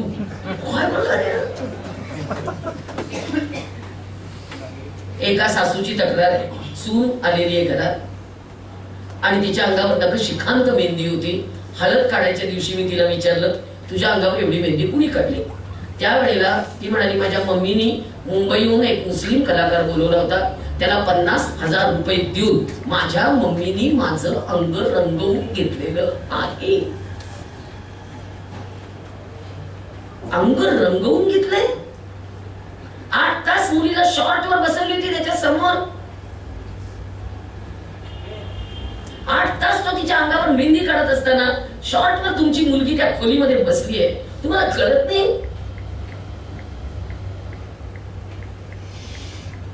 बलात्कार झाले की मशाल मोर्चे निघतात. बलात्कार झाले की महिला मंडळ आरडाओरडा करतात. पण या सगळ्या मर्यादा सांगायला मात्र कोणी तयार नाही बाबा. या मर्यादा कोणी सांगायच्या. पुरुष तुम्ही का नाही लक्ष देत की या मुली कुठं ब्युटी पार्लरला जातात, कुणाकडनं मेहंदी काढतायत, काय करतायत. का नाही वडील म्हणून तुमचं कर्तव्य आहे. किती ओरडतीये मी, किती ओरडतीये मी. अक्षरशः माझ्या डोक्यामध्ये काही वेळेला इतके भुंगे येतात, तुम्हाला काय सांगू मी. मला असली आई नको बाबा घरात. असली आई मला अजिबात घरात नको. जिला माझे संस्कार महत्वाचे वाटत नाही, जिला माझी संस्कृती महत्वाची वाटत नाही, जिला माझा धर्म महत्वाचा वाटत नाही, नको असली आई घरात. नुसता पैसा मिळवणारी आई मला नकोच. आता नको आता आई घरात. तुम्ही मला सगळ्यांनी मिळून सांगा, ज्येष्ठ नागरिक बरेच आहेत, आपल्या आई वडिलांच्यात काय संबंध आहे आपल्याला कधी कळले. चौसोपे वाडे होते पण बेडरूम कधी नव्हते. तुम्ही सुद्धा सांगा जे काही तुम्हाला माहितीये, आपल्याकडे बेडरूम होती. भारतीय संस्कृतीत बेडरूमची पद्धत होती. वडिलांनी कॉटवर झोपायचं, सरसकट सगळे समोर. काही झालं की वडील विचारायचे, गंपू का उठला बेटा. तो गंपू तिथल्या तिथे झोपायचं वडील जागेत म्हटल्यानंतर. गंपू काय करतो ते कळायचा, उठतोय केव्हा कळायचा, झोपतोय कधी कळायचा. अक्षरशः आता कॉम्प्युटरच्या रूम मध्ये मुलं रात्रभर जागी असतात. तुम्हाला माहितीये मुलं काय करतात. आज मुलं कुणाशी मोबाईलवर बोलतात, कुणाशी चॅटिंग करतात, काय अश्लील बघतात, काय फेसबुकला कनेक्ट होतात, काय आहे ते व्हॉट्सअप, काय चाललंय हे जगात. तुम्हाला माहितीये काय करतात मुलं. काही माहिती नाही. आमच्या आई वडिलांच्यात काय संबंध होते आम्हाला कधी कळले नाही. संयम होता बाबा, प्रचंड संयम. आणि आमच्या दोघांच्यात काय संबंध आहेत आमच्या मुलाला कधी आयुष्यात कळले नाही बाबा.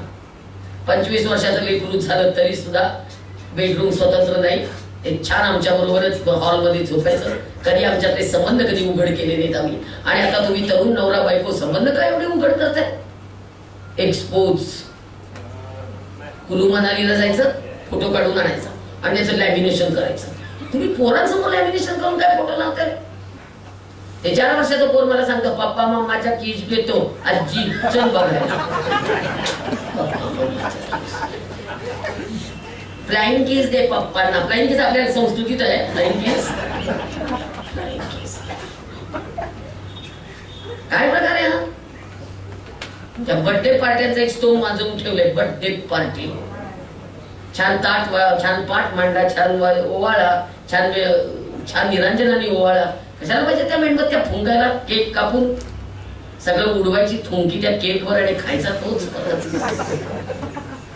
फुंकताना मेणबत्त्या फुंकताना थुंकी उडत नाही का त्या केकवर? सगळं उडत आहे. डॉक्टर लोक आहे तिथे. सांगा 3600 कोटी जंतू पोटात जातात. परवा गेले ते पुण्यात बर्थडे पार्टी. 2 वर्षाच्या बाळाच्याही जीन पॅन्ट मध्ये, 4 वर्षाच्या बाळाच्याही जीन पॅन्ट मध्ये, 6 वर्षाच्या बाळाच्याही जीन पॅन्ट मध्ये. ते 2 वर्षाचं बाळ लागलं रडायला, मम्मी मम्मी मम्मी. त्या लेकराला कळे ना हो आईला कुठे पकडावं, पदरच नाही. आईचा पदर संपवला हो तुम्ही. आईचा पदर संपवला.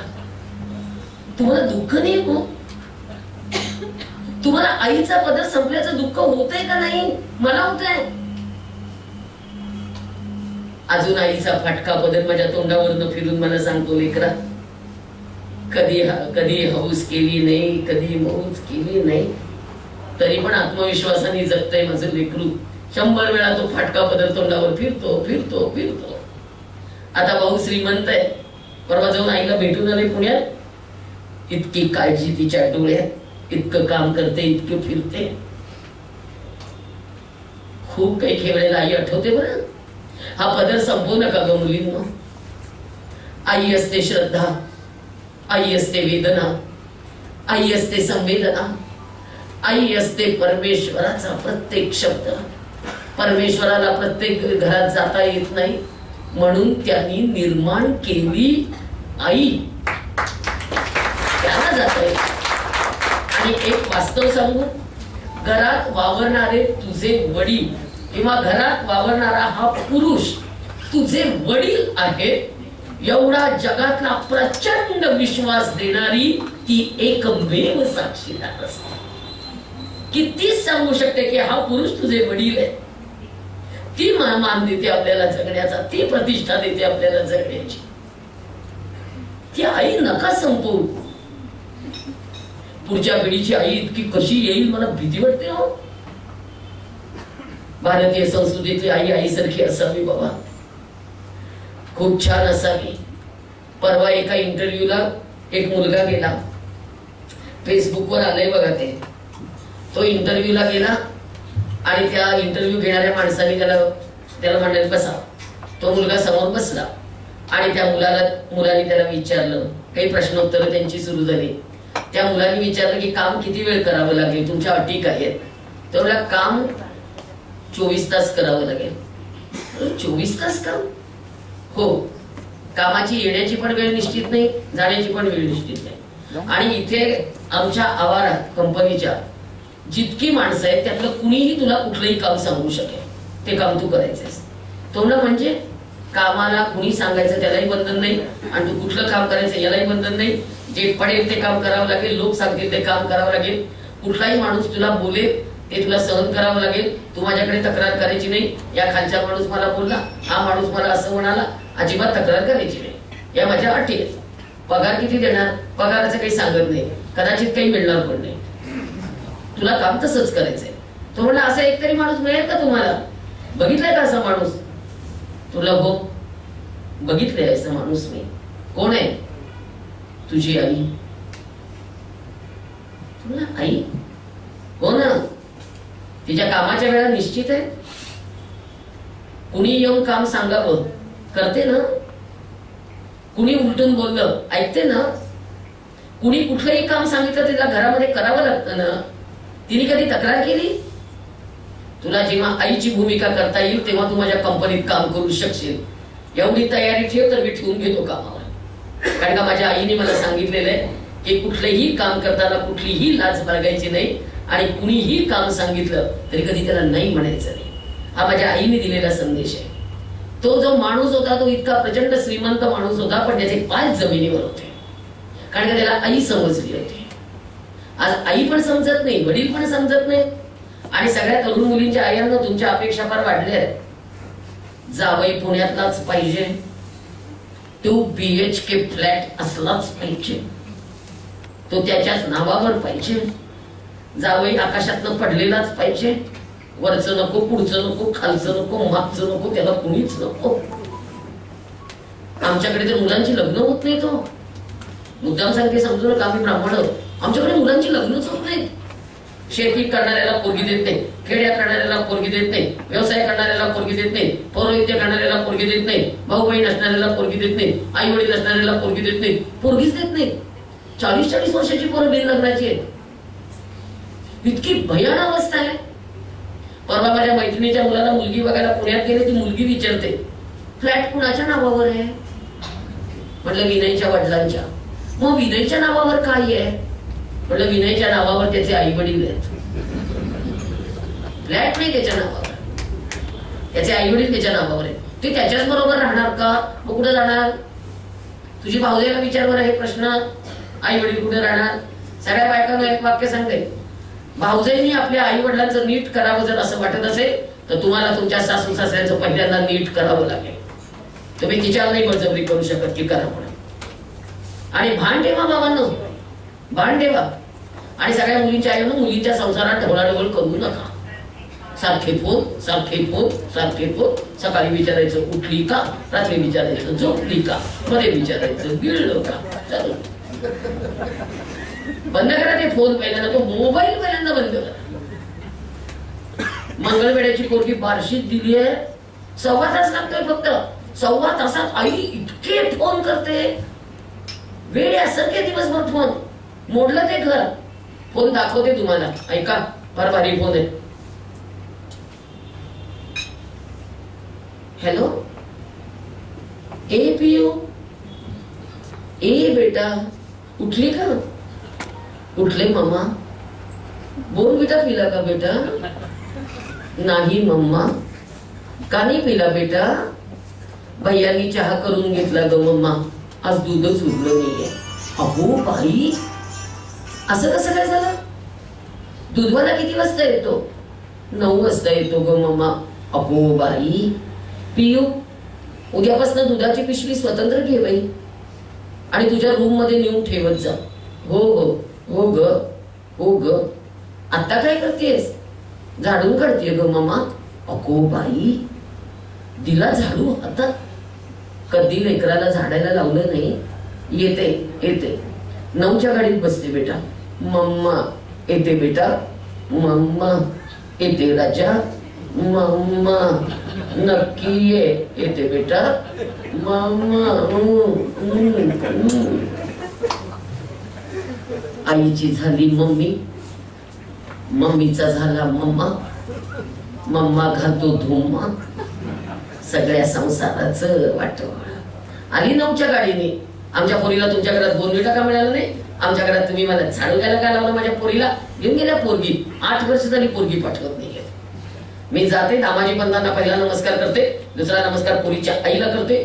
ती मला सगळं सांगते. मी शिक्षिका आहे, 6व्या वेतन आयोगामुळे 35,000 पगार आहे. मी माझी मुलगी आणि नात सांभाळायला समर्थ आहे. जगातली सगळी सुख देते. म्हटलं नवऱ्याचं पण 56 नवरे आणते म्हणे. 56 म्हटलं एक सांभाळ, 56 नवरे. एक वाक्य लक्षात ठेवा, आपल्या हिंदू धर्मामध्ये घटस्फोट ही संकल्पना धर्मग्रंथांमध्ये नाही.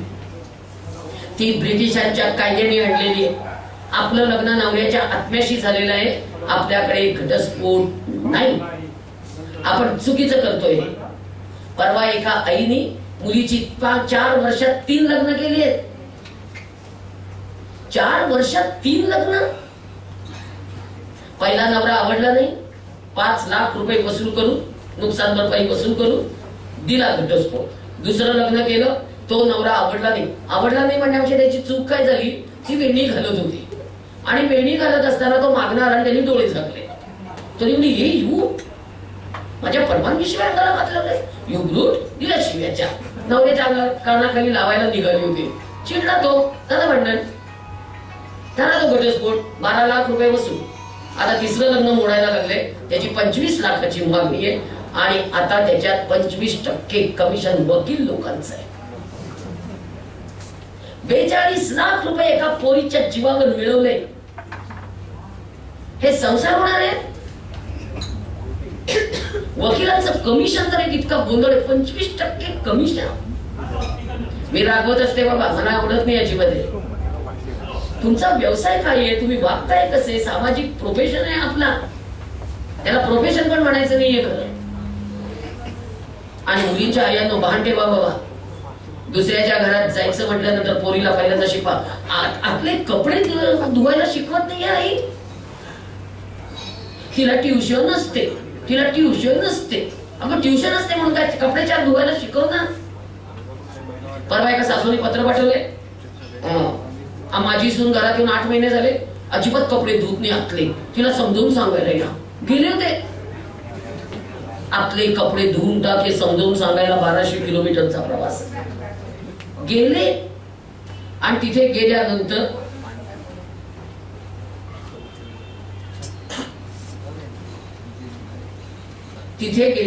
त्या मुलीला मी विचारलं, आपले कपडे धुवून का नाही टाकत? माझ्या मम्मीने मला कधीच कपडे धुवायला लावले नाहीत, मी नाही धुणार आता मला किळस वाटते. म्हटलं आपण धुणार कोण? तिच्या आईला बोलून गेली होती, तिची आई म्हणते की एकुलती एक आहे, इतकी लाडात वाढवली, आता नाही ती काही करायला तयार. म्हटलं मार्ग काढा.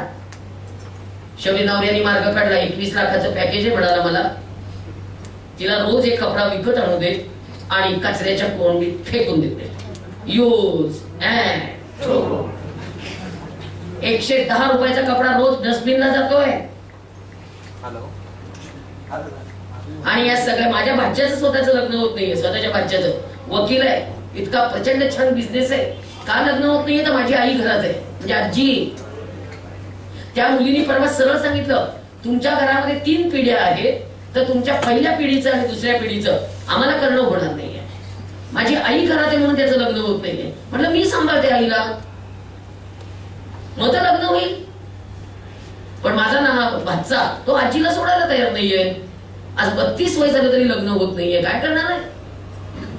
डस्टबिन म्हणतात पुण्यातल्या मुली म्हाताऱ्या माणसांना. डस्टबिन, तुमच्या घरात डस्टबिन किती आहेत? म्हटलं माझ्या घरात 5 डस्टबिन आहे. आणि आई पाठीशी करते. ही आई एक फार त्रासदायक आहे बाबा, तिला कसं जागेवर आणायचं ते आणा बाबा. खरं सांगते मी. आणि मुलींना खरं तर एक तर सगळ्यात महत्वाची गोष्ट की मुलींना या सगळ्या गोष्टींचं भान द्या की आपण कुठल्या संस्कारात आहोत. अगदी मी तुम्हाला सगळ्यांच्या समोर एक बोलतीये, आता गणपती गौरी तोंडावर आहे, 4 दिवसाचं पाळायला सुद्धा बायका तयार नाहीत घरात, त्याच्यावरनं भांडण आहे. आता ही सुरूच होते पाठीमागे माझ्या. डॉक्टर मुलगी घरात आली, गणपती बसले. डॉक्टर मुलीला सासू एवढंच म्हणाली, गणपती बसले, तू 4 दिवस पाळ, शिवाशिव करू. मी डॉक्टर आहे, मला त्याच्यातलं शास्त्र माहिती आहे, मी नाही पाळणार. ठीक आहे, पाळणार नाहीस ना, मग तू तुझ्या आईकडे जाऊन राहा. तुझ्या आईकडे गणपती नसतात, माझ्या आईकडे गणपती नसतात. माझ्या आईकडे नास्तिक आहे, माझ्या आईला तुम्ही असं का म्हणालात? माझ्या आईला नास्तिक म्हणाला, काय करायचं ना लढायला सुरुवात. तो शेवटी नवरा पण डॉक्टर आहे. शेवटी गणपती बसले, मंत्रपुष्पांजली झाली, आरती झाली, पोरगी अडचण असताना देवाऱ्यात शिरली आणि जास्वंदीचं फूल गणपतीला शिवून डोक्यावर राहिलं. आणि सासूला टिचकी वाजवून म्हणते, आता तुझा गणपती काय चमत्कार करतो बघू, तुझ्या नवऱ्याला नेतो का माझ्या नवऱ्याला देतो. हे वागणं आहे. अगं तू डॉक्टर आहेस, माझ्या आईपेक्षा तुला जास्त अक्कल आहे, माझ्यापेक्षा तुला जास्त अक्कल आहे. तिची आई म्हणते की तिला राग सहन होत नाही, तिला ना लगेच ती हॉट टेम्पर आहे. हॉट टेम्पर आहे म्हणजे काय? हॉट टेम्पर आहे. आमच्या आईला राग यायचा, मलाही राग यायचा, मग हॉट टेम्पर चालतं. वाढवताना मुलांचं पण बरं का, मुलांचा पण राग जोपासू नका बाबा लहानपणापासून. मुलांना सुद्धा संसार करायचे, त्यांनाही तडजोड शिकवा. ती पण हल्ली राबवतात, फेकाफेकी करतात. अरे हा काय प्रकार आहे? आमच्या वडिलांनी 4 तोंडाखात दिले असते आणि सांगितलं असतं रागवायचं नाही अजिबात. आम्ही कधी आतताईपणा केला नाही बाबा. खाण्याच्या बाबतीत पण नाही, वागण्याच्या बाबतीत नाही, कशाच असते. भान द्या. परवा एक वडीला देते, जावई पाहिजे. म्हटलं कसा? ज्याच्या घरात स्वयंपाकघर नाही असा. आमची मुलगी स्वयंपाकघरात जाणार नाही, स्वयंपाक करणार नाही, धुणं भांडी करणार नाही, चतुर्थ श्रेणी कामं करणार नाही, संडास बाथरूम बेसिन घासणार नाही. आमची मुलगी काही करणार नाही. शेवटी म्हटलं काय करणार ते तरी सांगा. शेवटी मी रागारागाने विचारलं, बाळंतीण होणार का? तर ते म्हणाले अडॉप्ट करायचं का स्वतःच जन्माला घालायचं याच्यावर निर्णय नाही झालेला. शेवटी म्हटलं माझ्याकडे अशी स्थळं खूप आहे, तुमच्याकडे अशी स्थळं आहेत? म्हटलं चिका कुठे? चला रेल्वेच्या पुलाखाली. कुणालाच घर नाही, कुणालाच आणि संडास बाथरूम बेसिन घासण्याचा प्रश्नच आहे. कुठेही आहे, कुठेही आहे. काय करायचं? आयांनो भान घ्या, भान घ्या. आणि एक सांगू का, सगळीकडनं तडजोड झाली ना तर हे सगळं पुढे जाणार. तडजोड होत नाहीये, हा दोष आहे आपला. तडजोड व्हायला पाहिजे. माझा नवरा कडक आहे ना, मग कडक आहे, चला आता ऍक्सेप्ट करा. कडक आहे बाबा, आता काय करणार? स्वभाव तर बदलणार नाहीये. एक प्रश्न विचारू का? तरुण ज्या आहेत, 1, 2, 3 ज्या आहेत त्यांना विचारते, दुसऱ्याच्या घरात गेल्यानंतर कुणी बदलायचं असतं? आपण का त्या घराने?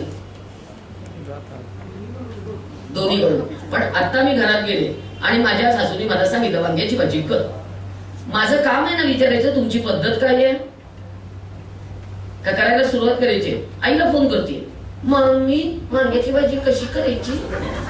कधी मम्मी सांगते 4 वांगी घे, त्याचे 4 तुकडे कर, आल्याचा अर्धा इंच तुकडा घे, रेसिपी सांगते.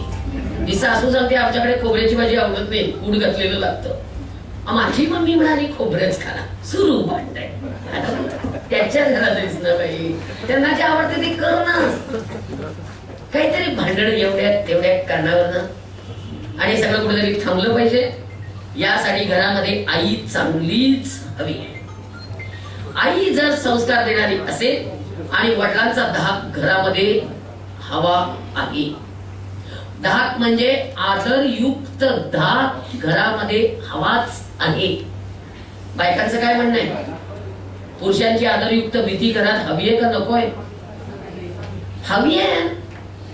लहान वयात वडिलांना घाबरायचं असतं, तरुण वयात भावांना घाबरायचं असतं, लग्न झाल्यावर थोडस नवऱ्याला घाबरायचं असतं, आणि म्हातारपणी करत्या मुलांना घाबरायचं असतं. आणि त्याच्याशिवाय त्या घराला घरपण येत नाही. कसं येईल त्या घराला घरपण? आणि सगळ्या तरुण मुलींनो, परवा मला एक मुलगी भेटली, इतकी नटली होती, इतकी नटली होती, इतकी नटली होती. पोरी नटल्या की मला आवडतं. मी पोरीला विचारलं नवीन लग्न झालं का? ती म्हणाली हो. म्हटलं किती शिकली आहेस? M.Com. नवरा किती शिकलाय? B.Com. म्हटलं कमी शिकलेला का? त्यांची मोठी 2 दुकान आहेत, ते वेल सेटल आहे. माझी मम्मी म्हणाली शिक्षणाच्या बाबतीत ऍडजस्ट करूया. म्हटलं बर. मग काय केलं? मग आमचं लग्न झालं. म्हटलं बरं झालं, आता माझ्याकडनं मंत्र घे. तेवढे तुम्ही मंत्र देता का? म्हटलं हो, सुखी जीवनाचे मूल मंत्र. मला पण देणार? म्हटलं देणार. नंबर 1, नवऱ्यापुढे थोडासा कमीपणा घेत जा. नवरा प्रचंड प्रेम करतो. ती म्हणाली हो का? म्हटलं अगदी हो. आणि 2, नवरा रागवला की लगेच पाणी प्यायला सुरुवात करायची. ती म्हणाली अगदी लगेच पाणी प्यायचं का? म्हटलं अगदी लगेच पाणी प्यायचं. आणि मला फोन कर म्हटलं 4 महिन्यांनी.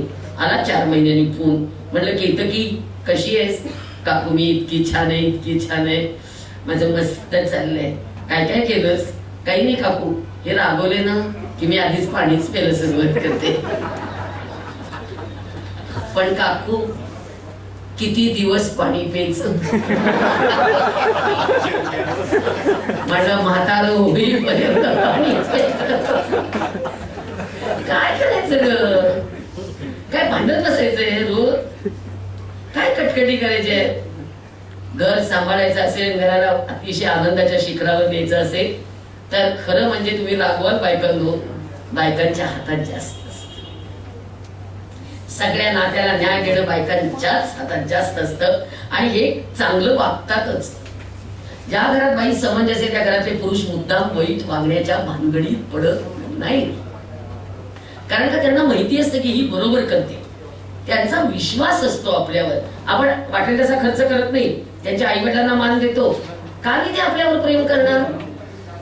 माझ्या नवऱ्याने माझ्यावर प्रचंड प्रेम केलं, फक्त फिरायला नेलं नाही एवढंच, बाकी काही दुःख नाहीये. पण यासाठी माझ्या आईचं त्याच्यात योगदान जास्त आहे. माझ्या वागण्यात आईने मला खूप चांगलं घडवलं, त्यामुळे आज मी फासेपारधी मुलं सांभाळू शकते. 120 फासेपारधी मुलं आहेत. एकदा या बघायला माणसं कशी जगतात, माणसं कशी मरतात. फार तमाशा आहे हो माणुसकीचा. एकदा या बघायला. आणि कुटुंब व्यवस्था टिकवायची असेल तर आपल्याला सगळ्यांना आज एक संकल्प करावा लागेल. माईंच्या स्मृती प्रित्यर्थ तो संकल्प करूया की मी प्रत्येक माझ्या नात्याला न्याय देणार आहे. प्रत्येक नात्याला न्याय देऊन त्या त्या भूमिकेत मी प्रचंड चपखलपणे काम करणार आहे. म्हणजे मग काही दुरावणार नाही. झुक झुक झुक झुका दिन गाडी, दुरांच्या रेषा हवेत गाडी, पळती झाडे पाहूया, मामाच्या गावाला जाऊया. हरवला मामाचा गाव. मामा जाऊन बसला पुण्यात 13व्या मजल्यावर. सापडत नाही हो. म्हणजे जंगलात हरवला मामा. मामाची बायको सुगरण, रोज रोज पोळी शिकणं, तीच येते रात्री 12 वाजता करिअर कर. मामाच वडापाव तोडून मामाची बायको सुगरण. मगाशी विसरून गेले. करिअरचा एक खरा अर्थ सांगा ग मला, मी वेडी पाहिजे ग. मला करिअरचा अर्थ एक कळत नाही ग. सगळ्या बायका म्हणतात चूल आणि मूल यातनं बाई बाहेर काढायची, चूल आणि मूल यातनं बाई बाहेर काढायची. मला अजून कळलं नाही चुलीतनं बाई कशी बाहेर काढायची. अमेरिकेला गेल्यावर लाईटच्या चुलीवर स्वयंपाक करावेच लागतात. ओव्हन मध्ये बर्गर ठेवावाच लागतो. तिथे धुणं धुवावंच लागतं, तिथे भांडी घासावीच लागतात. अमेरिकेला सगळं आपल्यालाच करावं लागतं. कुठल्याही कामाला बाई मिळत नाही आणि मुलातनं जीव बाहेर येतो. माझ्या 90 वर्षाच्या सासूबाई पाय पागळे झाले तरी खुरडत दरवाजात जायच्या. सगळे पाय रक्तबंबाळ व्हायचे. मी म्हणायची आई जाऊ नका हो, जाऊ नका हो. त्या म्हणायच्या माझं लेकरू आलं नाही ग, माझं लेकरू आलं नाही ग. म्हटलं लेकरू 62 वर्षाचं आहे. 90 वर्षाच्या आईचा 62 वर्षाच्या लेकरासाठी जीव कासावीस होतो. हे फक्त भारतातच होऊ शकतं, परदेशात नाही. अजिबात होत नाही. त्यामुळे करिअरचा खरा अर्थ मी सांगते तुम्हाला. चूल मूल, सासरची माणसं, माहेरची माणसं, येणारी जाणारी माणसं सगळ्यांना सांभाळून आपल्याला आपलं अस्तित्व निर्माण करायचंय. तेच करिअर असतं आणि तेच करिअर असतं. काही करिअरचे दुसरे अर्थ कधी नसतात. आणि ज्या नवऱ्यांची परिस्थिती खूप चांगली आहे, आर्थिक सक्षम नवरा असेल तर प्रत्येक बाईने अट्टाहासाने घराबाहेर पडायलाच पाहिजे असं नाही. घर छान सांभाळा, स्वतःची बुद्धिमत्ता मुलांना द्या, स्वतःच्या बुद्धिमत्तेनुसार मूल सुंदर घडवा. यंत्र तयार करण्यापेक्षा आणि परक्या माणसाला स्वतःची सेवा देऊन पैसा मिळवण्यापेक्षा स्वतःचं बाळ उत्तम घडवणं हाच एक चांगला, अतिशय चांगला मंत्र आहे. बाळ घडवा, यंत्र घडवू नका. आज मी काम करते, IT क्षेत्रातल्या मुली जास्त